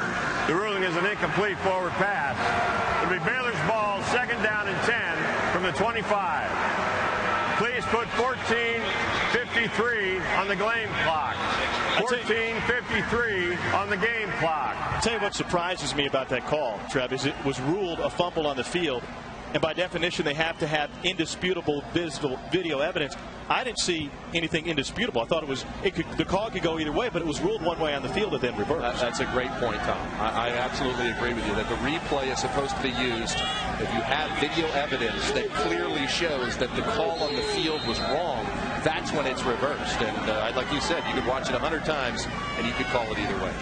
So 2nd and 10, Baylor catches a break, and Blake Szymanski goes up top. Great coverage on the corner that time from Rafael Priest, locked up with Mikhail Baker. Boy, these young corners of TCU, they've been tested. They've been beaten a couple times, but Rafael Priest and Nick Sanders have both made nice plays. Just good coverage on the outside that time, and really Blake Szymanski nowhere to go with the football. What is it about this TCU defense that allowed them last year to start 2 freshmen at cornerback and get away with it and have success with 11 wins? Because the key to this defense really isn't the corners. Yeah, I mean, you got to have some good corner play and you have to be an athlete. But the key is free safety, Stephen Coleman, and also at weak safety. The free safety makes all the calls. Free safety will make all the calls, and the weak safety, he's the guy, that's the key position. He's got to be tough enough to get in the box, and then also good enough athletically to play man coverage. So the key is the safety positions. The corners, it's more of a physical thing. It's not a mental thing. So if a young player, you can either have good hips or not. You can either play corner or not. It's not so much the mental part out on the outside for this Horned Frog defense. Nothing doing for Baylor. They bring in Derek Epperson to handle the punting duties, the freshman from South Lake. They said his get-off time was a little slow in fall practice, but he has looked fair today as a true freshman. And Bonner had to fall on that one and over his teammate. So TCU gets the ball back one way or another. And they'll be back on offense when we return.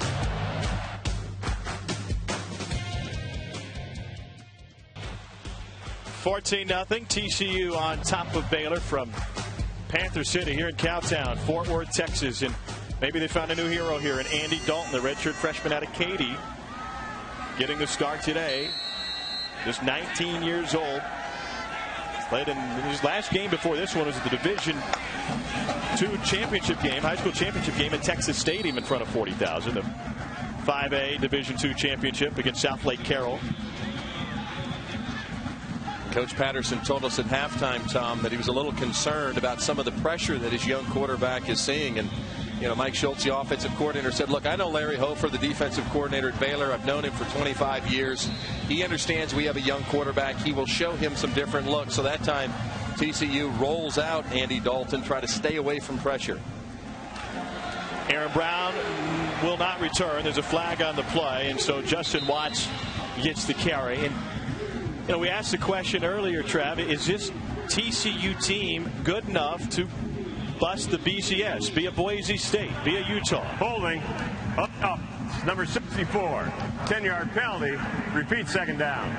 They obviously have a big game next week as Linder was flagged for the hold. Can they do it throughout the course of the season without Tommy Blake, and now Aaron Brown is down for an injury? Well, clearly, as you see the hold there of Matty Linder, it's going to come down to the health of this team. I mean, the one difference between non-BCS conference schools and BCS conference schools is usually depth.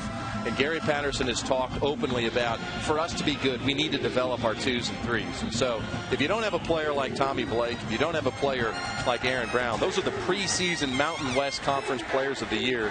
Seriously, this team probably doesn't have the firepower to be a BCS-type team. There's Christian with the carry. You look at the raw numbers, they match up with teams like Utah and Boise State in their thrilling win last year against Oklahoma. 27 wins for TCU. They've been in the top 25 poll. They've got one win against a top 25 team. This was since 2004. That was an Oklahoma victory.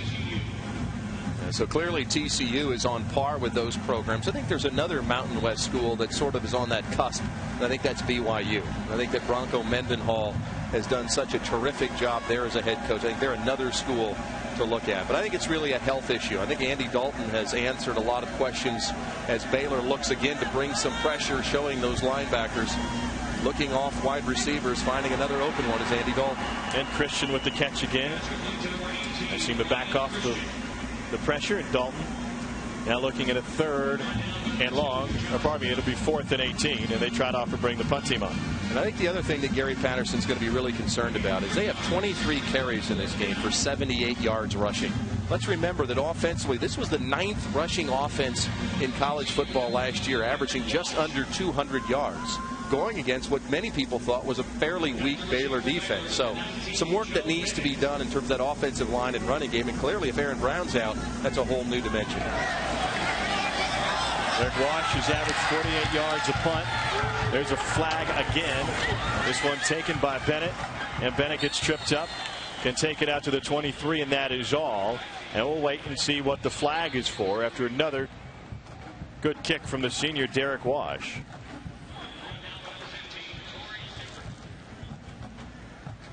And now the Golden Tones.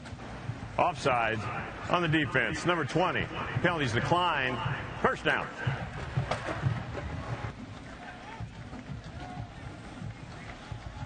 Baylor ball now, and Guy Morris, an offensive lineman here at TCU, looking to get his team on the board. It's got to be so frustrating for Coach Morris. I mean, I think last year they really thought they had gained some traction. They had Sean Bell. They had a veteran group. They had won 5 games a year before. This program just wants to get back to a bowl game. And they lose their quarterback. They get blown out in the last 3 games. 5 assistant coaches leave. So clearly it's a program in transition. And young Blake Szymanski trying to lead this offense to get him on the board. Whitaker with the carry for Baylor. 4.5-yard gain will bring up a manageable second down.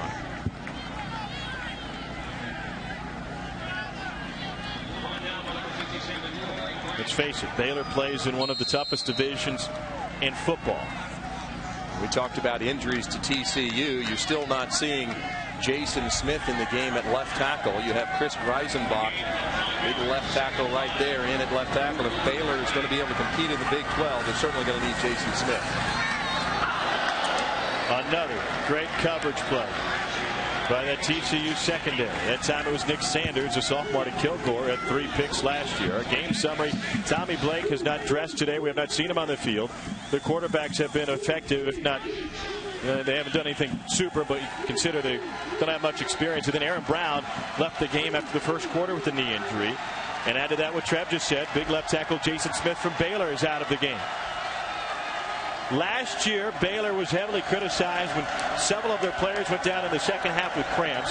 Has not been an issue today, but it was smoking hot to start this one. Szymanski will scramble, running on that gimpy ankle, and he takes it enough for a first down. Pretty good job by Blake Szymanski that time. That time TCU just does a 3-man rush. You're going to see up front, just got 3 guys. They come on that rush, and Szymanski feels a little pressure to the outside, steps up, avoids John Fanoa, gets just enough for the first down.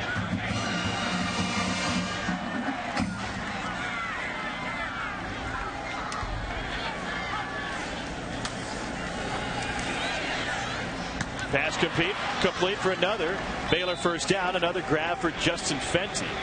Now Fenty helped Baylor to that win against Colorado last year. Those are some key wins for him. We saw Colorado last year. Dan Hawkins' squad was down a little bit, but just to go in on the road, get a win against Colorado, get a win against Kansas State in overtime. They really made some headway in Big 12 play. And as Coach Morris said, you know, our kids are really trying to believe. I mean, they're trying to learn how to win. I think a lot of people really don't understand how important that is, learning how to win. They went 1-7 in conference play each of Morris's first 2 years. And in 05, after going 5-6 and a couple of Big 12 wins, they thought this program is ready to turn the corner. There really is some exciting things at Baylor. I mean, they also are unveiling a new project, a $34 million complex. Guy Morris has talked openly about, you know, if you're going to be in the Big 12, we have to have facilities that compete. When a recruit goes to Oklahoma, goes to Nebraska, goes to A&M, then comes and takes a visit here, we have to have something that matches those other programs. So long term, the future is bright for Baylor football. Taylor had a chance, couldn't haul it in. But see, Tom, you can just see why this offense is struggling at times, because when you're an offense that just cannot run at all, you're the offensive coordinator, you're Lee Hayes, you're just a wasted down. So you end up finding yourself never calling the running plays. You become one-dimensional. And I don't care how good you are offensively in a spread attack. If you're one-dimensional and I know what you're doing on defense, it's much easier to cover those wide receivers. And the TCU secondary has had a strong second half. Now they set up for a 3rd and 10. And Szymanski, pressure coming, trying to run away. Scrambles past one guy. Now in no man's land, he chucks it to the Baylor bench. All he could do after getting pressure. And a late knock on Szymanski. The Baylor fans wanted a flag. They didn't get it. You see, Tom, I mean, it becomes easy when you're a defense, and Brian Bonner is just going to come off the edge right there on a little bit of a blitz, a strong safety blitz. But again, you're one-dimensional. We know you're going to throw the ball. Now comes the blitz pressure. Blake Szymanski is trying to bail out of there, find a wide receiver. At least he doesn't turn the ball over. But I think the most important thing for Baylor down the road is they've got to find a way to become two-dimensional. They've got to run at least some. Cody Moore got tripped in as Szymanski after Whitaker depleted him. Here's a good-looking punt from Epperson. Bonner takes it at the 12 and is immediately swallowed up. Fantastic coverage by the Bears, still looking for their first score, but the ball goes back to TCU.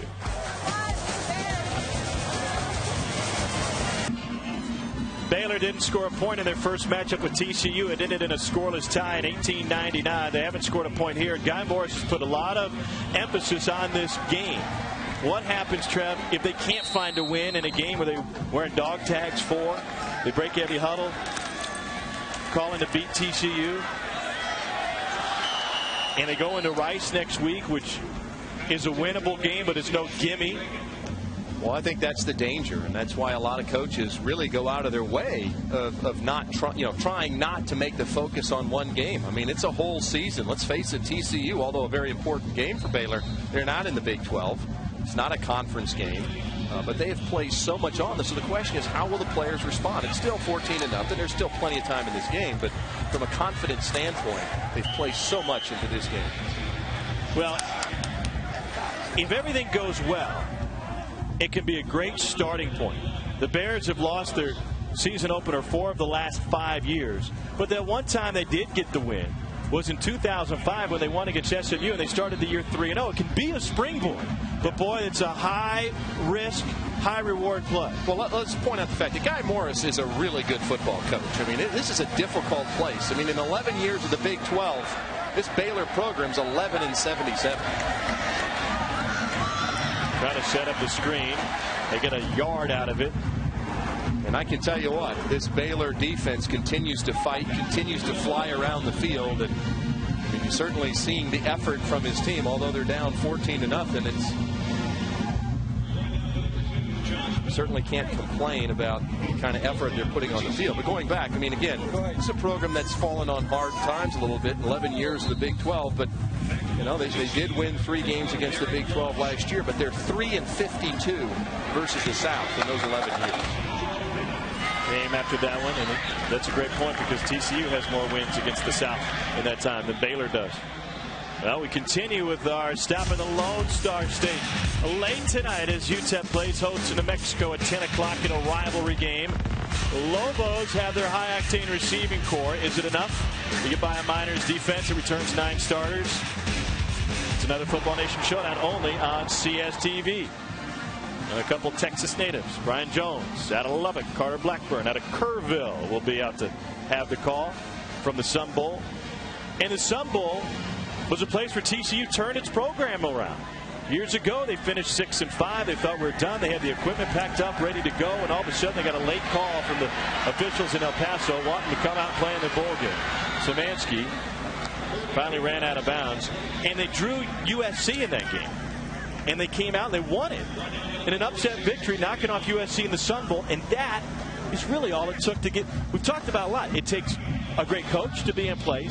It takes a great player like LaDainian Tomlinson, but it also takes, I think, a signature win. And if you look back at it, that win against USC was exactly what the doctor ordered for TCU. Exactly. And USC wasn't the team that people think of USC today. I mean, it was. No, they were playing in the Sun Bowl. So right. It's a different regime. But the point, you're right. It's a traditional power. It was a confidence booster.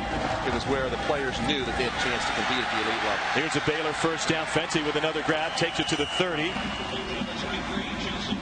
Another catch in a road game for Justin Fenty. And if you don't think that they still carry on that LaDainian Tomlinson tradition, you're crazy. There he is in the Charger powder blues on the sideline every time TCU's gone out to play San Diego State. The locals cheer for him, and he's wearing a TCU sweatshirt on the sideline. Now they think he was a local guy in San Diego. He is, by the way, from Waco, LaDainian Tomlinson. There's Whitaker with the carry. You think about that, Trev. The difference that one player can make. And it wasn't all LaDainian Tomlinson. I don't want to make it sound like that, but what if LaDainian stayed at home and went to Baylor? It was pretty funny, wasn't it? We were talking to Mike Schultz, the offensive coordinator. He's now coaching the quarterbacks, but he used to coach the running backs. And he said, yeah, I tell everybody, I made LaDainian Tomlinson. He said, no, really, when you get a guy like LaDainian Tomlinson, really, you kind of line him up, and then you just don't coach him. I mean, there's innate abilities that certain players have, like LaDainian, that you can't coach. Tight end Akers with another grab. Yeah, he said, I'd work with him on his protection. Yeah. I'd work with him on catching the ball coming out of the backfield. But when it came to running the ball, what am I going to teach that guy? And it was sort of the analogy with Aaron Brown. I mean, they want Aaron to make a move, get downhill, and get that sure deal. At the same time, there's that fine line. You don't want to overcoach him and take away the one thing he has. So, I don't know. Depending on how injured Aaron Brown is, that might not be a concern in the near future for TCU. Here's a big play for Baylor. They hit on the first 2 third-down conversions. They're 6 of 14 for the game. And it's now 3rd and 2. Szymanski with the handoff to Whitaker. Did he get there? No. Needed to get to the 20. Tripped up At the 18.5 by Matt Panfill, who's stepping in nicely for Tommy Blake. See, that's just the point. This has been a really nice drive, hasn't it? Really nice drive. Baylor's moving down. They need to get a couple of yards, just a couple of yards. They've thrown all the way down here. They line up inside handoff. And this young man right here, Matt Panfill, makes a great move, gets off the block, gets down the line, and makes the play. The last win for his grandpa, F.A. Dry, the former head coach at TCU, was a win against Baylor in October of 1982. Baylor takes a timeout facing a 4th and 2. Matt Panfill's mother was not sold on him staying at home and going to TCU. She said that is a school that fired my dad. Of course, they only went 3-8 in the last year of F.A. Dry, kicking off the Jim Wacker era. Well, show your love for the Bears, the Horned Frogs, or any of your teams 24 hours a day, 7 days a week. Get in gear and get to fanstore.com with everything from shirts and hats to pennants, decals, and much more. Go to fanstore.com now.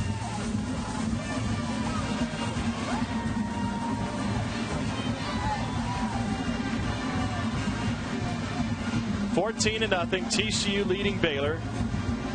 Tom Hart, Trev Alberts, and our entire CSTV crew from Fort Worth, Texas. All right, Tom. Give you the opportunity. You always talk to me about how you'd love to be the analyst. You're going for it here? No, you can do it. I'm going to go get a corn dog. No, you kicking the field goal? You're going for it. I'm going for it. Trying to build on something. Whitaker on the right side, got the first down. I think, Trev, at this point, you certainly still have a chance in this game, but you also need to build for the season. And we've already seen one missed chippy field goal. Terrific lead block right here. See that? That's Jacoby Jones just leading up in there. And that's a good job. Part of it's formation-wise. Getting that 2 tight end set, I formation. Tell your fullback, here you are. Same formation again.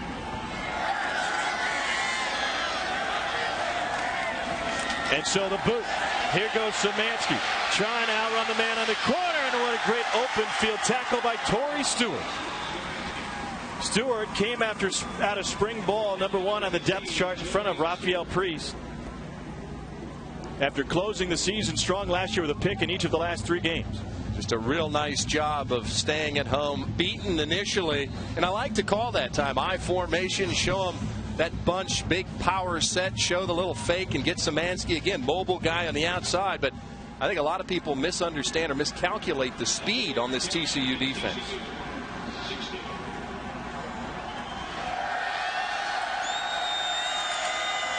Here's Whitaker again. Nowhere to go, and he is swallowed up immediately. Chase Ortiz turned him back inside into a host of purple shirts. Chase Ortiz has really had a terrific game and probably thought to himself coming in, you know, with Tommy Blake not playing in this game, it's time for me to step up even more. Just manhandles a tackle right there. What a great job on Jordan Hervey. Gets off the block and makes the play. You know, he was a high school teammate of Bruce Davis, the defensive end at UCLA, guy who had 12.5 sacks, and certainly a competition between the two of them to see who can make the most plays in the game. 3rd and 9. Incomplete. Overshot Mikael Baker. And Baker slow to get up.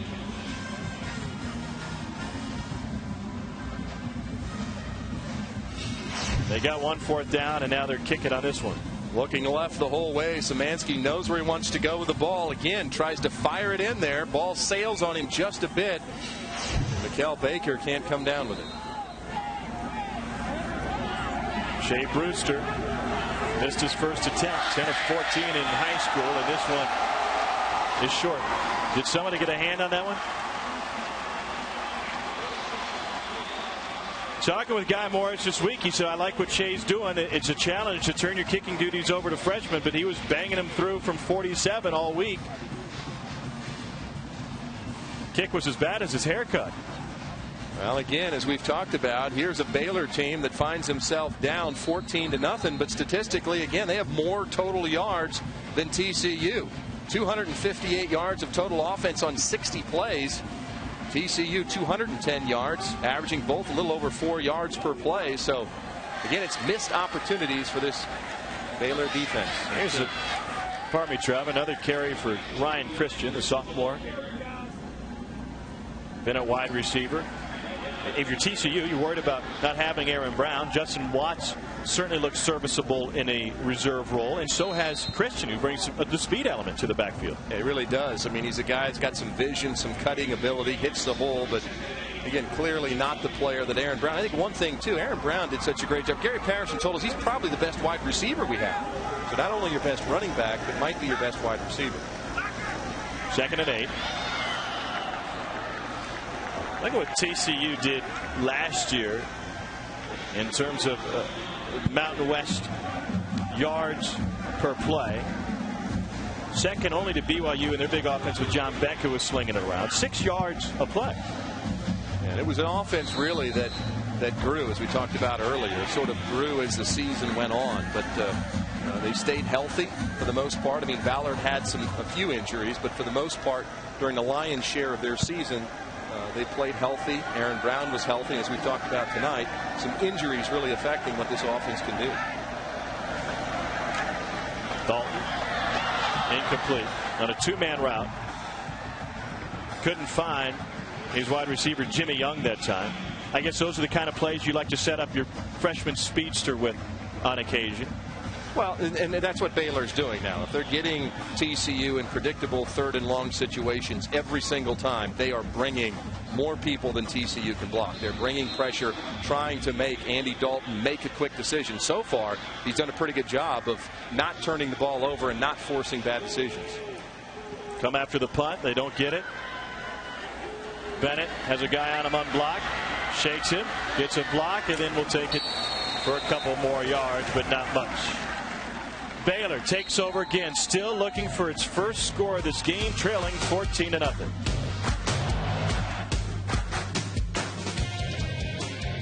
TCU on top of Baylor, 14-0, 4:13 to go in the 3rd quarter.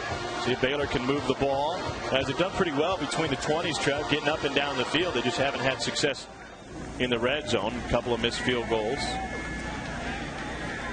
but they've converted on that 1 4th down and a few 3rd down. And now Blake Szymanski back under center and hands off to Brandon Whitaker. And Whitaker takes it past the 40. See, I think that's the one thing they can do a little bit better job of. Instead of just waiting till it's an obvious running play where it's a 2nd and short or 3rd and short. It's 1st and 10. Obviously, they throw in every down, but mix it up a little bit. I mean, Lee Hayes, the offensive coordinator, call a running play on 1st down. That's a nice gain on 1st down. Now it's 2nd and 6, 2nd and manageable. Got a lot of plays in the playbook for 6 yards. Baylor has rushed it 20 times for 47 yards. Szymanski pressured again, taken down by a host of purple shirts. Nick Sanders was the one who finished them off with a tip of the cap to the big fellas in the middle, including Alan Christopher, the sophomore from Jacksonville. Just overwhelmed that time with the blitz. Big 41. Darrell Washington comes in the middle, and you mentioned Nick Sanders on the outside. Just brought more people than Baylor could pick up, and Blake Szymanski just doesn't get rid of the ball in time. Talking with Dick Bumpets, the TCU defensive coordinator, he said this can be an offense which negates a pass rush when they get rid of it quickly, when they're not in a passing down. Not the case then. 3rd and 17. Szymanski unloads, and Stewart had a beat on that one.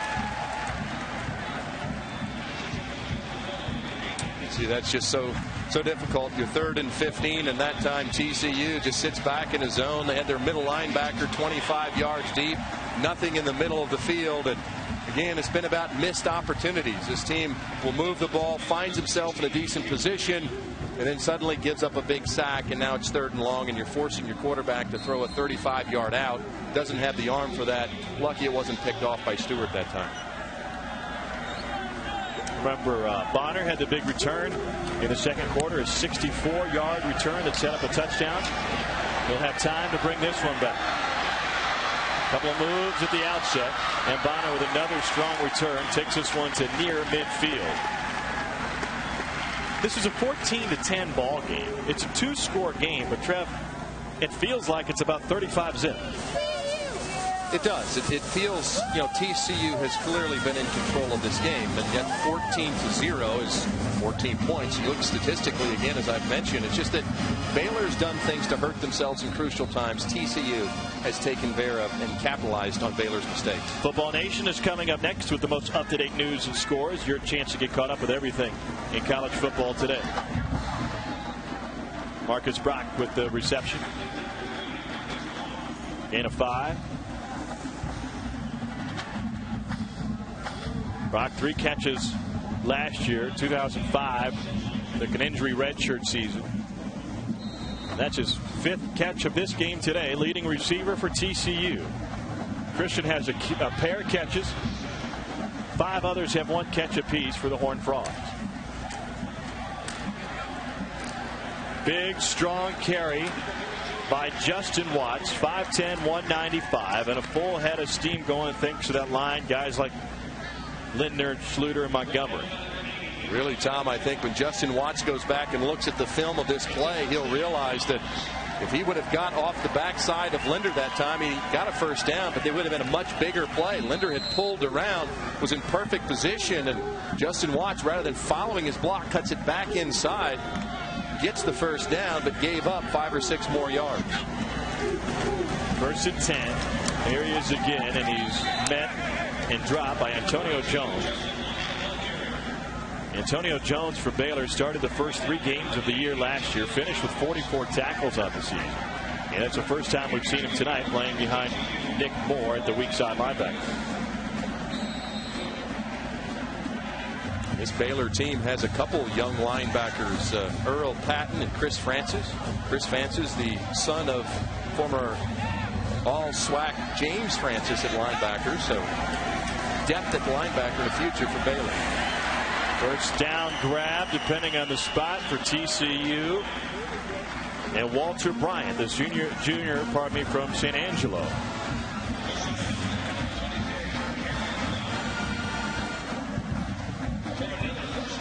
On this drive here with a minute left in the 3rd quarter, TCU has moved the chains twice. Their first 2 first downs of the 2nd half. We talked about the poise of Andy Dalton again. Just gets the snap, knows where he wants to go with the ball, delivers a strike only where his wide receiver can catch it. Walter Bryant gets another first down. Off of play action. Dalton looking deep, puts it right on the money to his man Massey. 1st and goal, TCU. A 30-yard strike. It's another good read that time by Andy Dalton as he goes back. They actually flood the middle of the field to take Quentin Cunningham down the middle on the right side, on the left side. And a beautiful throw that time, and Donald Massey goes down. And again, we've talked about capitalizing. TCU continues to make great plays at opportune times. Put it right up the middle. Gain of a couple. Will bring up 2nd and goal. William Jackson with the rare touch. Had 5 carries last year. And for Jackson, his 2nd carry of this one, and he's a little banged up. So I guess Andy Dalton has answered the question about whether the redshirt freshman can lead a program that has aspirations of playing in a BCS game. Well, and for better or for worse, when you compare it to Marcus Jackson's output today, he only got 1 series. It was a 3 and out. And you hope in a game like this, maybe Jackson will get a few more snaps. Here they go on the end around. Dickerson, touchdown TCU, flag in at the end.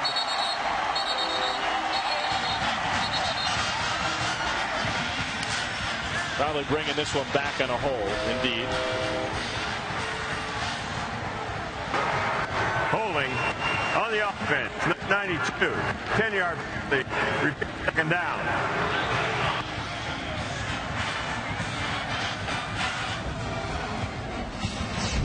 Just going to see on the left side over here, the tight end just continues the block. The hold is right there. You see right there that hand. Anytime you see the defender's jersey getting pulled back, that's Jeff Nelson. That's a hold. Tom Stevens seeing some playing time today. Not the way you want to make an impression when you're trying to break into the 2 deep. They certainly have some talented tight ends on this TCU squad. This will back it up now and make it 2nd and goal from the 11. And now 3rd and goal from the 11-yard line after the carry by Justin Watts. If you're just joining us, Aaron Brown played the first quarter, then went out. Tommy Blake never suited up today for TCU, yet they lead Baylor by a score of 14-0 through 3 quarters. Will this TCU team be good enough to be 07's Boise State? Their defense has looked just as good today. Can the offense catch up 14-0 on Baylor?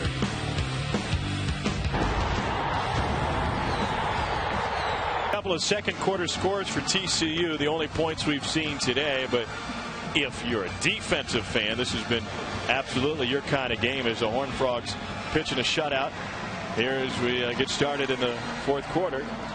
And now TCU lined up 3rd and goal from the 12, and so they empty the backfield. Cunningham got to get going. He'll stop at the 10, and there'll be an opportunity now for Baylor. But Trev, bottom line, we've seen Aaron Brown go out for TCU. Both teams have struggled kind of running the football. TCU's defense looks just as good as we saw last year. Well, off the top, we talked about the unknowns and the knowns. And the known was the defense. We knew they would play hard. We knew they had a lot of heart. We knew that they were a talented, aggressive group. We knew that Tommy Blake wasn't going to play. I think Matt Panfield's done a nice job. Chase Ortiz really stepped up. The unknowns were obviously quarterback. Andy Dalton, for me, has answered the question.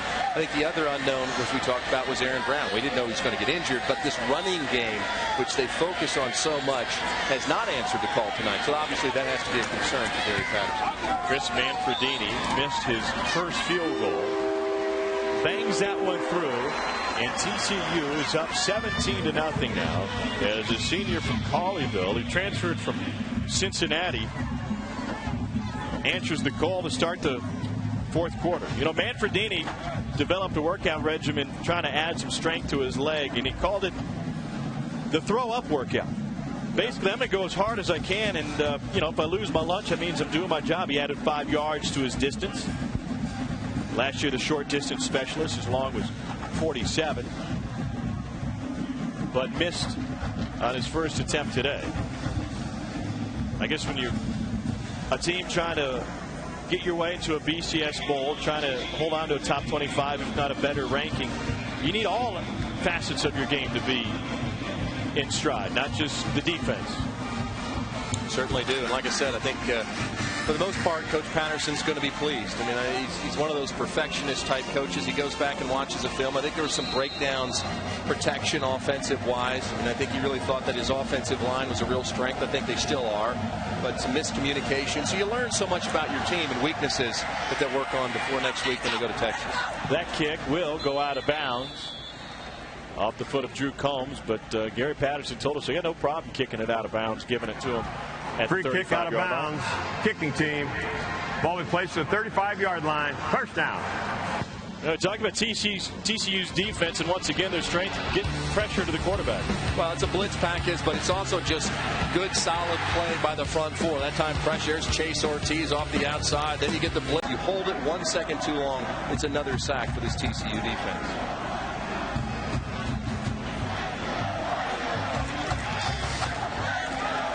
Szymanski got the pressure up front that time, and that was a nice attempt by his wide receiver Ernest Smith to go up and get it. Okay, we talked about Szymanski and the job he's done today. He hasn't been perfect, we know that, but Trev, there's been maybe a half dozen throws that have been a little bit high, a little bit wide. He's causing his receivers to try and lay out for some of these, and perhaps is it the pressure that's just causing that, or a young quarterback that's been kind of untested? Well, I think the thing about him is that he's inconsistent. He's a young quarterback. There's certain throws he's thrown tonight where you're like, wow, this guy is he can make all the throws. What a pick that time! Jason Phillips with an athletic move to haul it in with one hand, and now the former quarterback is off and running all the way to the 20. Szymanski tackled him, and Szymanski's hurt.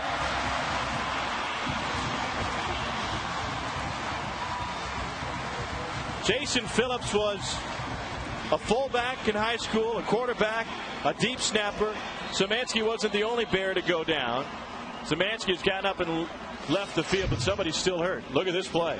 What a great play by Jason Phillips. Man coverage for a linebacker, reaches the left hand out. Ball intended for Brad Taylor, just reaches back. And you mentioned Look at that ability to return the ball, putting his offense in great field position.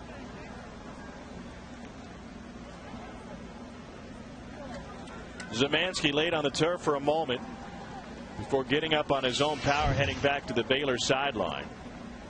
And Baker finally gets to his feet.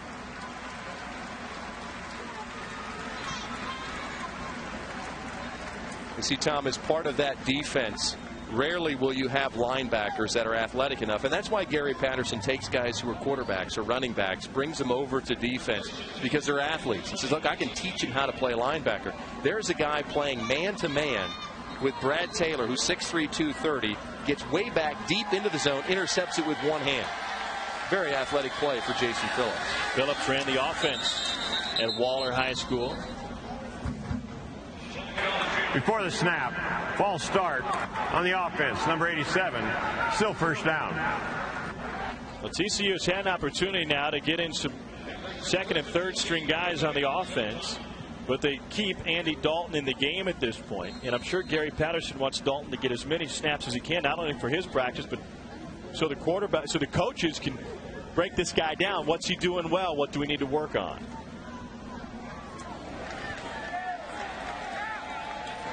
First and 15. On the keeper. Dalton cuts it back inside.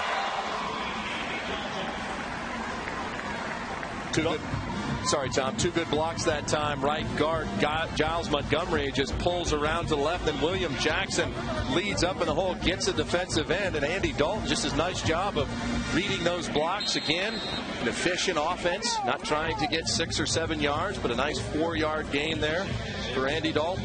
Dalton hit on half of his attempts in the first half. Good numbers in the second. 7 of 11. There's another carry for Ryan Christian. Good play by Connor Redfern that time. Doesn't really make the entire tackle. The big nose tackle playing in there. Back up to Trey Bryant. Gets off the block.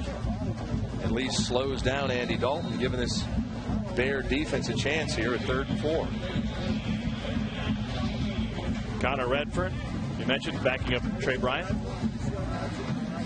And Mount Pleasant is where the Redfern grows.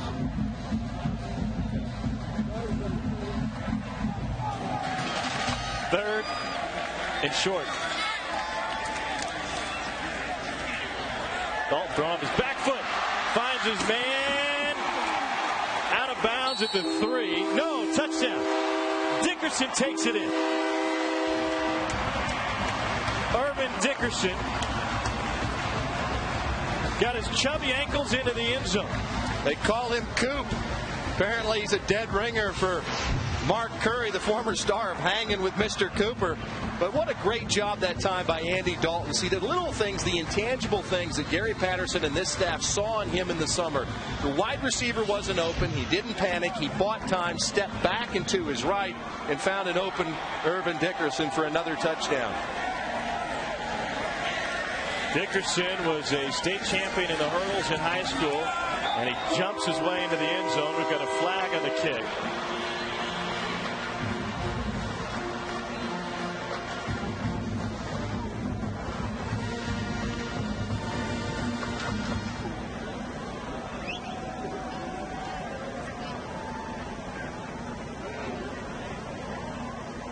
They'll assess the penalty on the kick. We'll hear what the call is. Personal foul on the defense, number 95, hands to the face. 15-yard penalty to be assessed kickoff. The try is good. Well, Damian Taylor flagged on that play. Dickerson, Buddy said his ankles were chubby. That's why it looked like Hanging with Mr. Cooper. Hangs his way into the end zone on that play.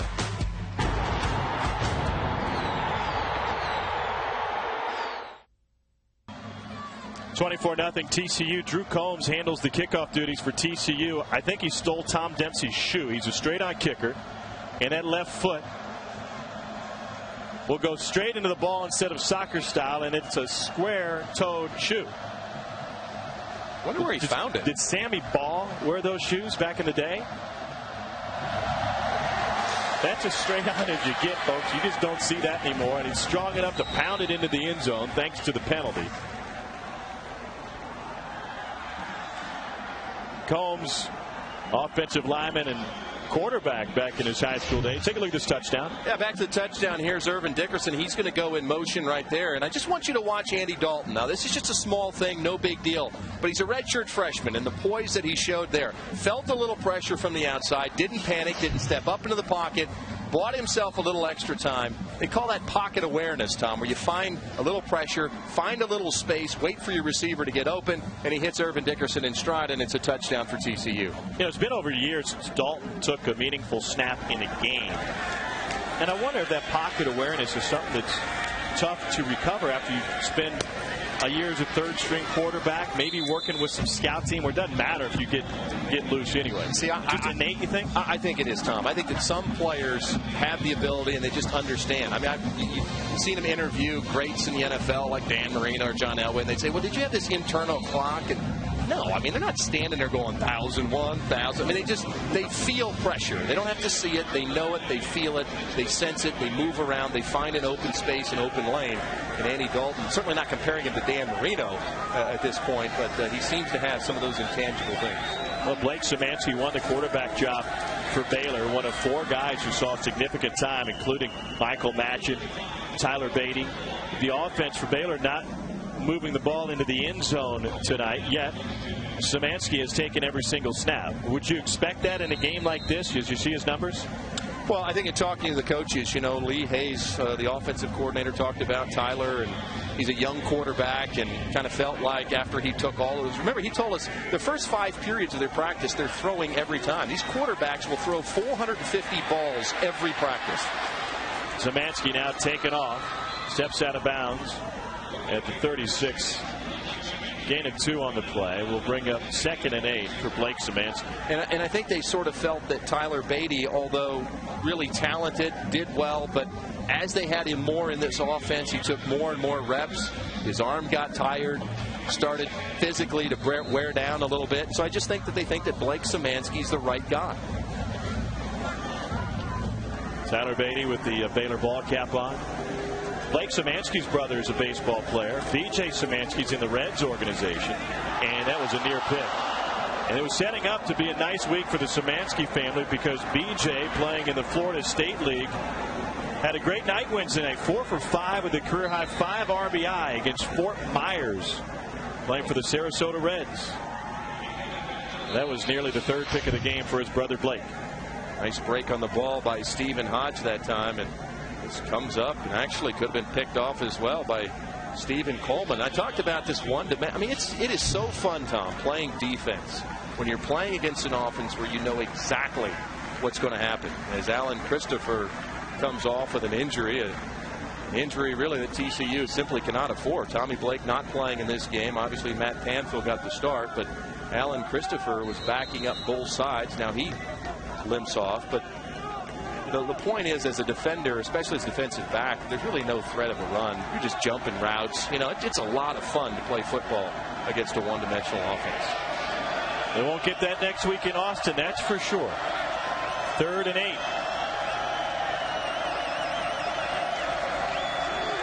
Trying to set up the screen. Baker can't get free. Brought down by Robert Henson. It's really a good call by Guy Morris. I mean, consistently TCU has brought pressure all day long. Once again, they bring pressure, so you try the little slip screen. It's an easy throw. You get rid of it quick, but it's just a great individual effort by Robert Henson. A great tackle. Doesn't even start for TCU's defense, yet the last 2 years, he's been honorable mention all conference and has only started 2 games. That's how good that Robert Henson is as a backup for this Frog defense. Henson has played well against Big 12 teams. Blocked the punt against Texas Tech. Had 7 tackles against Iowa State in the bowl game a couple of years ago. Bonner takes this one.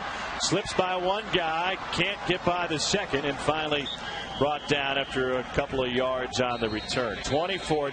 TCU out in front. Will they bring Dalton back out?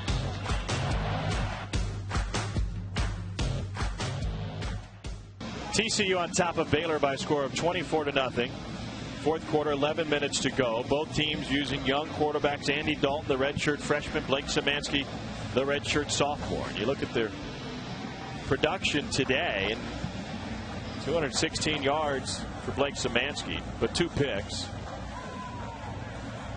And you mentioned a moment ago, you don't think TCU wants to throw it 28 times a game. Now, I don't think, in the master plan, they'd rather throw it about 19, 20 times, be real efficient, and run the ball. It's just something they haven't really been able to do. And I know Gary Patterson's going to be concerned about it. Obviously, Aaron Brown being injured impacts that. And there's Joseph Turner getting a carry for TCU, trying to find somebody to carry the load a little bit. Certainly don't want to lean on the redshirt freshman Andy Dalton for the entire season. TCU's used Brown in the backfield. He left after the first quarter injury. Will not return. Watts, Turner, Christian. William Jackson has gotten a couple of opportunities. Here's Turner again. Turner runs over a guy and takes it to the 35. How about that drive in the pop for Joseph Turner, the sophomore out of Austin's LBJ High School? That'll get you some playing time. We're looking for a running back who has some ability. There's a cutback right there. Then get in the hole and make something happen. Put your head down and just drives through. That's what the coaches were talking about. When you know the play is essentially over, get what you can get. If you dance right there, you might lose a yard or two. But a nice physical run that time. Gave a lick to Cliff Odom, whose dad Cliff played 13 years in the NFL. Here's Christian. Immediately dropped. Pardon me, that was Derek Moore with his first catch, and Josh Bell, the senior from Skyline High School with great coverage, jumped on Moore immediately. And wouldn't you say, Tom, one of the concerns that Baylor had coming into this game was the play of their corners. Yep. Two corners, and I think both of those corners have played very, very well. Josh Bell, this is his first start. Again, nice read that time, comes up and makes a nice play. 34th career game for Bell. 33 of them were as a reserve until tonight.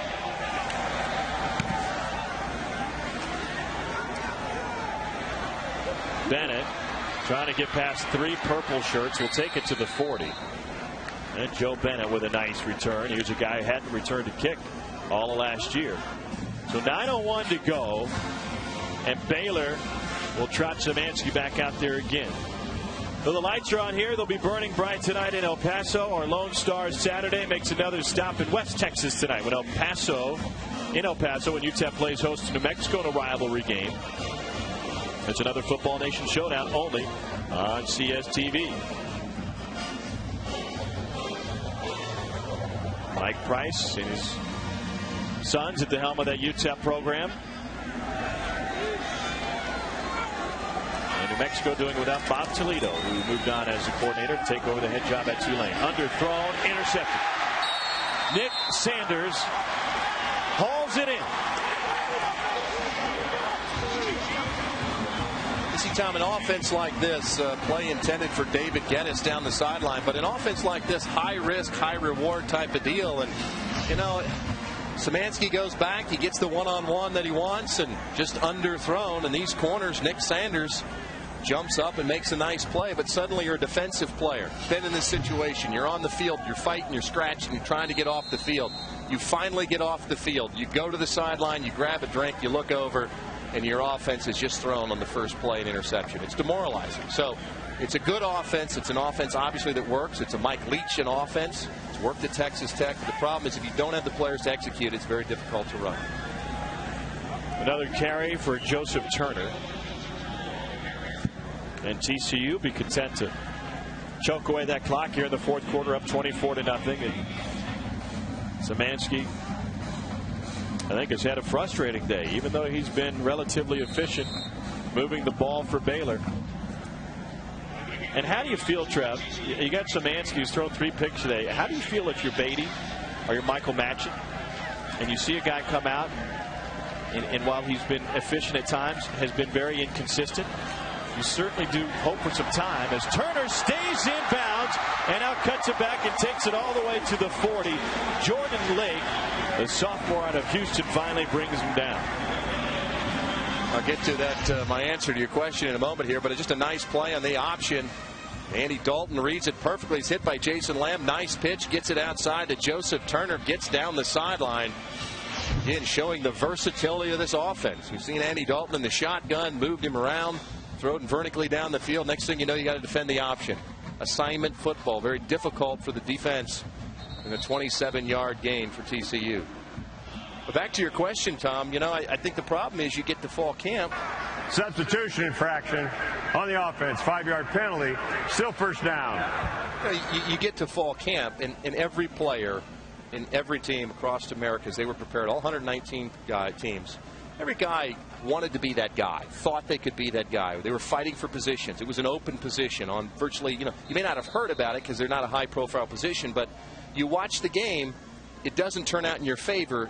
The danger is all those guys who didn't make first team are now saying, look, if I was in there, it would have been different. You worry about your locker room after a game like this.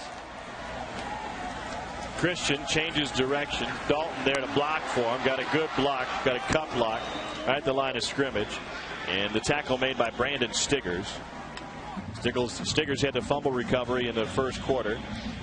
Senior out of Hastings High School in Houston. Went on to Compton Junior College.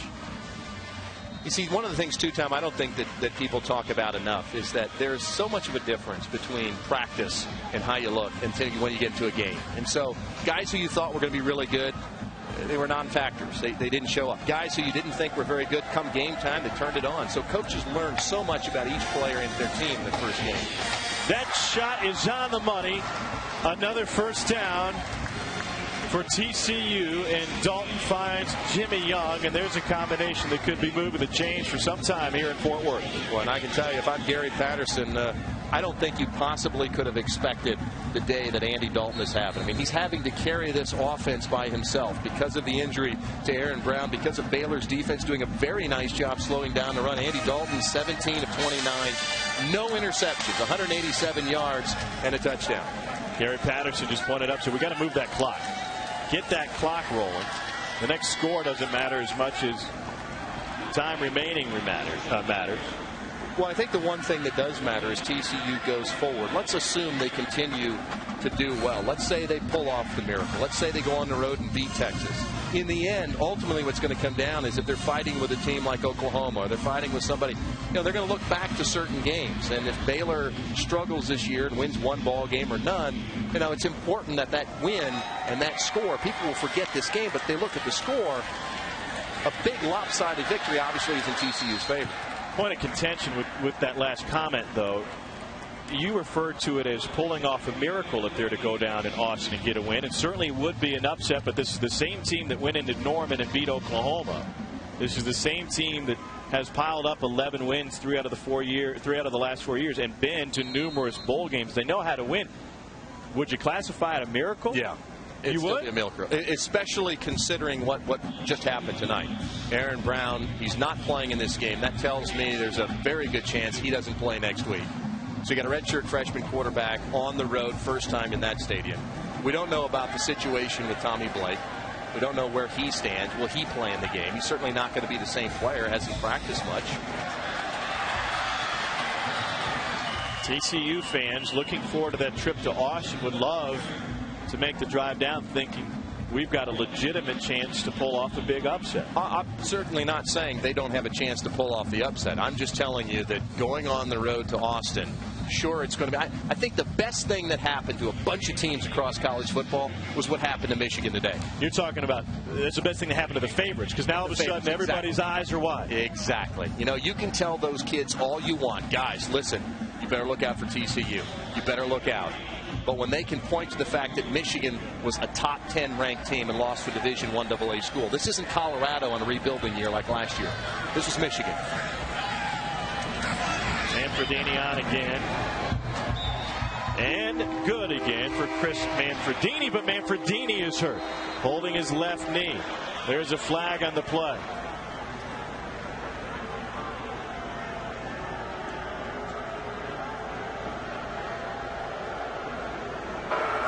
Running into the kicking team, number 95, 5-yard penalty. Repeat the kick. Damian Taylor again flagged. Had a personal foul penalty earlier. Oh, Tom. Well, come on. Running into the kicker by the defense. Penalties decline. Field goal's good. There's a difference, obviously, between running into the kicker and roughing the kicker. It was accurate. He did run into him, but when your leg is... That's an Academy Award. I mean, seriously, I wonder if the kickers spend time working on, the fake fall. It's just a I don't good think effort. Drew Combs would act that way. Do you? No, he probably would have drilled him. Yeah, he would have popped the guy.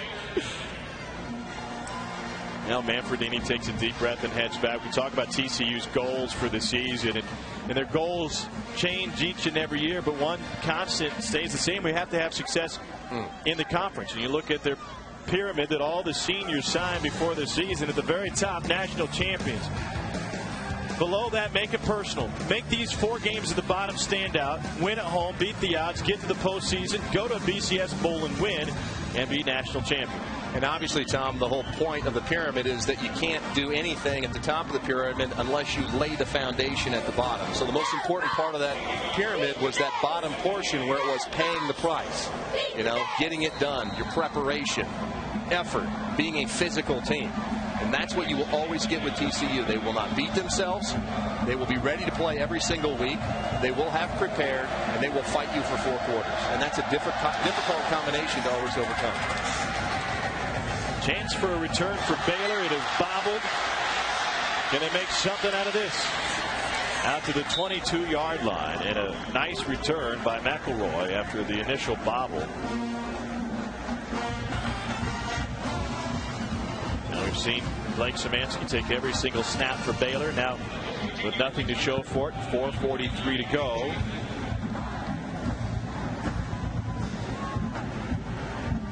It'll be Tyler Beatty into the game for Baylor. Beatty, a redshirt freshman from Pflugerville. Open fall camp as the 5th string quarterback. Found himself a couple of weeks ago working with the first team. Climbed the ladder thanks to an ankle injury to Szymanski and a couple other guys not performing. And his first shot is a long strike and will turn it into a 4-yard gain. You know, Tom, one of the other things that's so effective about this TCU defense, because they do so much with their pressure package, the other thing that's also effective is to go ahead and show that pressure, bring guys up around the line of scrimmage, and then not bring them. Last time, had a couple guys around the line of scrimmage, drop them off into coverage. Again, young quarterbacks showing different looks. That's what makes this defense, this 4-2-5, difficult. Incomplete. Quarterback and wide receiver not on the same page at time. The junior Eddie Newton running the route. TCU has put up impressive numbers defensively. Here's another impressive one. When they hold their opponents under 333 yards, 11-0.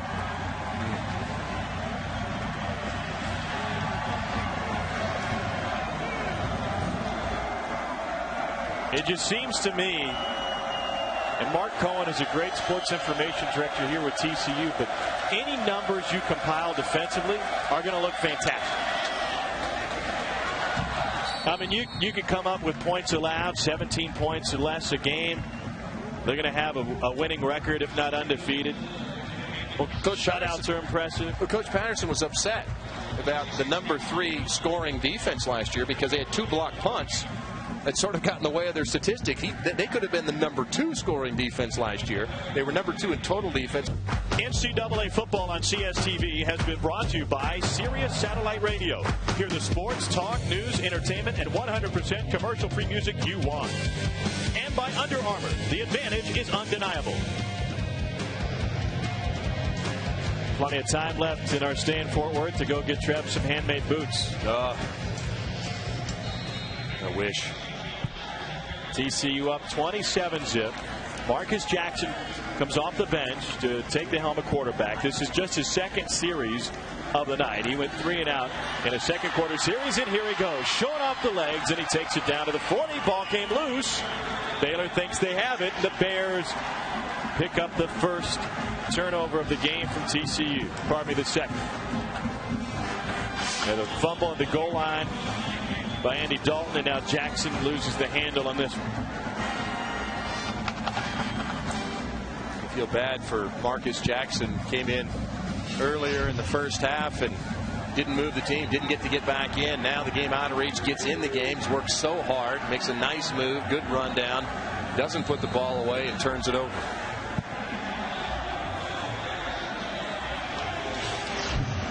I think it was Stiggers who jumped on that one. Second fumble recovery, if that's the case, for Brandon Stiggers tonight. Quick pass, timing off that time.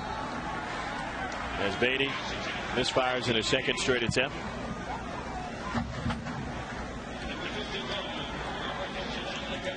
All right, Tom, if you're Guy Morris, what's next? I mean, where do you start with this team? I really think that their defense was more impressive than what I thought I would see. I mean, they played hard.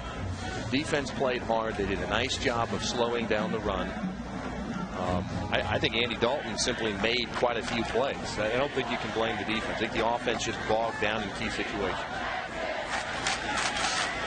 Beatty flush. Yeah, dumps it underneath.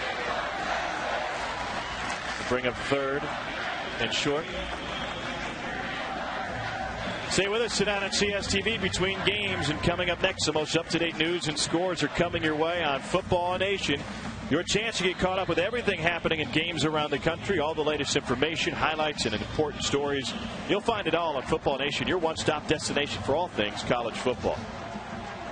And Trevor, to back up your point, I don't have much of an issue with the play calling tonight. There were instances where Baylor executed. There were instances where they didn't execute offensively. But when you're going against this defense, even if you have the right play called, odds are you're going to run into trouble because TCU makes plays on the defensive side of the ball. They tried to run the ball. They certainly tried with Brandon Whitaker. He had some success, 12 carries, 27 yards, so you're at least giving him an opportunity to run. But last year, they averaged 2 yards a carry, and it really hurt this team. They were last in rushing offense in college football. It's really the same thing tonight, just over 2 yards a carry. Well, Beatty has looked out of sync since he entered the game. Misfires again, and his misses have been wide misses. Hurry up offense for Baylor.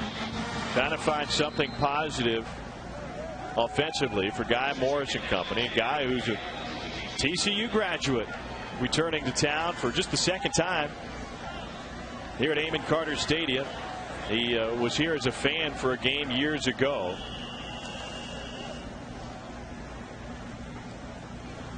Left TCU, went to the Eagles, played for the Eagles and Patriots, went to a couple of Super Bowls. On the defense, number 69, 5-yard penalty, repeat second down. But Guy Morris played for 3 different coaches in 4 years here with TCU. And in 1971, about the worst thing you can imagine happened. The TCU team. Jim Pittman was the head coach to start the year. They lost to 18th ranked Arkansas. Had a tie against Oklahoma State. They got hammered by Penn State. Then they went down to Waco to take on Baylor. And Pittman collapsed in the first half, had a heart attack, was taken off the field in an ambulance. And here's another pick. And here's another chance for the TCU defense for a big return. Henson down the sideline and finally tripped up. And back to that story in just a moment as you see Robert Henson with his first pick.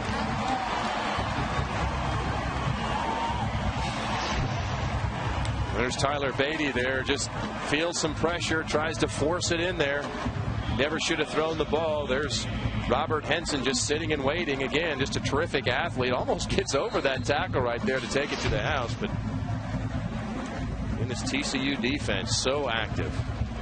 43-yard return as Beatty misfires. 1st and 10. And Jackson under center for TCU. Trying to atone for that fumble. They keep it on the ground with Joseph Turner. Guy Morris and his teammates played a strong first half in Waco. Saw their coach collapse, get taken off the field, and they went in the locker room at halftime. They're informed that Pittman had passed away. Billy Toll would take over the rest of the way. But can you imagine this, Trev? The coach essentially dies in the sideline in the first half. Obviously a tragedy. They finished the game. It was a different day. It was a different day. I mean, clearly nowadays, can you imagine something like that happening? It cancels the game, it cancels the season. So he's been through a lot. He's a terrific player, and I think a very, very good football coach. All Southwest Conference guard here at TCU. Jackson directing the offense now. A couple of handoffs to Joseph Turner.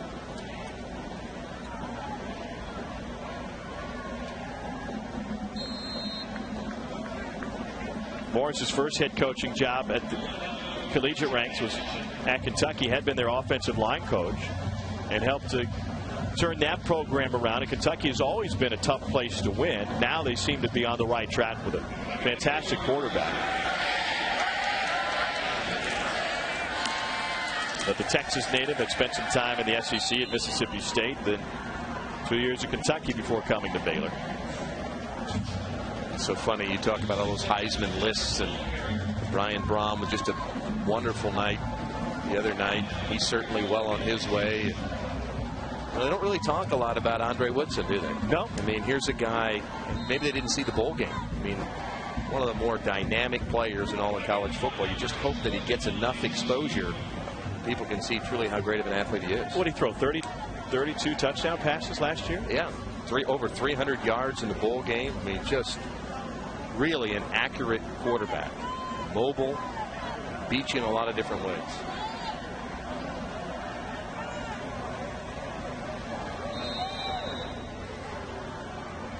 Delay a game on the offense. 5-yard penalty. Still 4th down.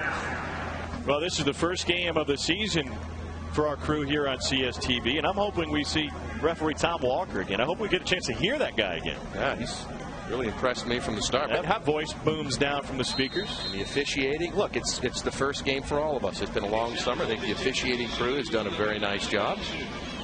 Really wasn't a whole lot of plays. The only one, of course, was that overturned rule, but that didn't have anything to do with the officials on the field. That was a booth decision. And I think an incorrect decision. Now the clock will run out on Baylor. Did not score a point in the first ever meeting between these two teams back in 1899, but didn't allow a point in that game either. And here tonight, TCU with a 27-point effort, and there are 2 seconds left on the clock. So don't go anywhere just yet.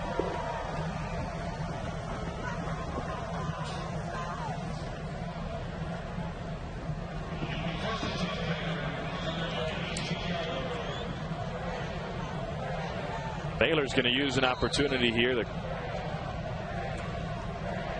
call the team over, have a huddle. Well, a frustrating night for Guy Morris. I mean, so many hopes, aspirations. You spend so much time in the offseason. You work so hard, put so much into this game. Every time they broke the huddle, beat TCU. You go home back to Waco, 27-0. And there were opportunities. Delay a game on the offense. 5-yard penalty. Still 1st down. That play, it kind of sums up the night for Baylor. They did not have the right personnel on the field. They're just trying to run one more play, get a chunky yardage perhaps, finish on a high note, and they can't get the right guys on the field. Not the homecoming that Guy Morris was hoping for. And so that will be the final play. One last carry for Jacoby Jones. How about Andy Dalton helping TCU to a 27-0 shutout of the Baylor Bears, and TCU gets its 5th win against a Big 12 opponent in 2+ seasons. Their 2nd straight against Baylor. Take a look now at our Sirius satellite radio player of the game, Andy Dalton. I think it has to be Andy Dalton just because of the poise that he showed, buying time again there, finding open wide receivers, looking off defenders, and think about the pressure that he had coming in. Not only was it his first start, good job right there outside to Dickerson in for the touchdown, but didn't turn the ball over. And Gary Patterson talked about that, the important thing. Numbers weren't astounding. Completed about 60% of his passes, 205 yards. But his first start didn't turn the ball over. There was no running game to help him. Clearly he had that great defense, but a very nice night for Andy Dalton. There were certainly unanswered questions for TCU heading into this game. The good news is that the quarterback question has been answered. The bad news is a couple of other questions have popped up in the midst of this 27-0 win. We've got more coming your way from Fort Worth. Don't go anywhere.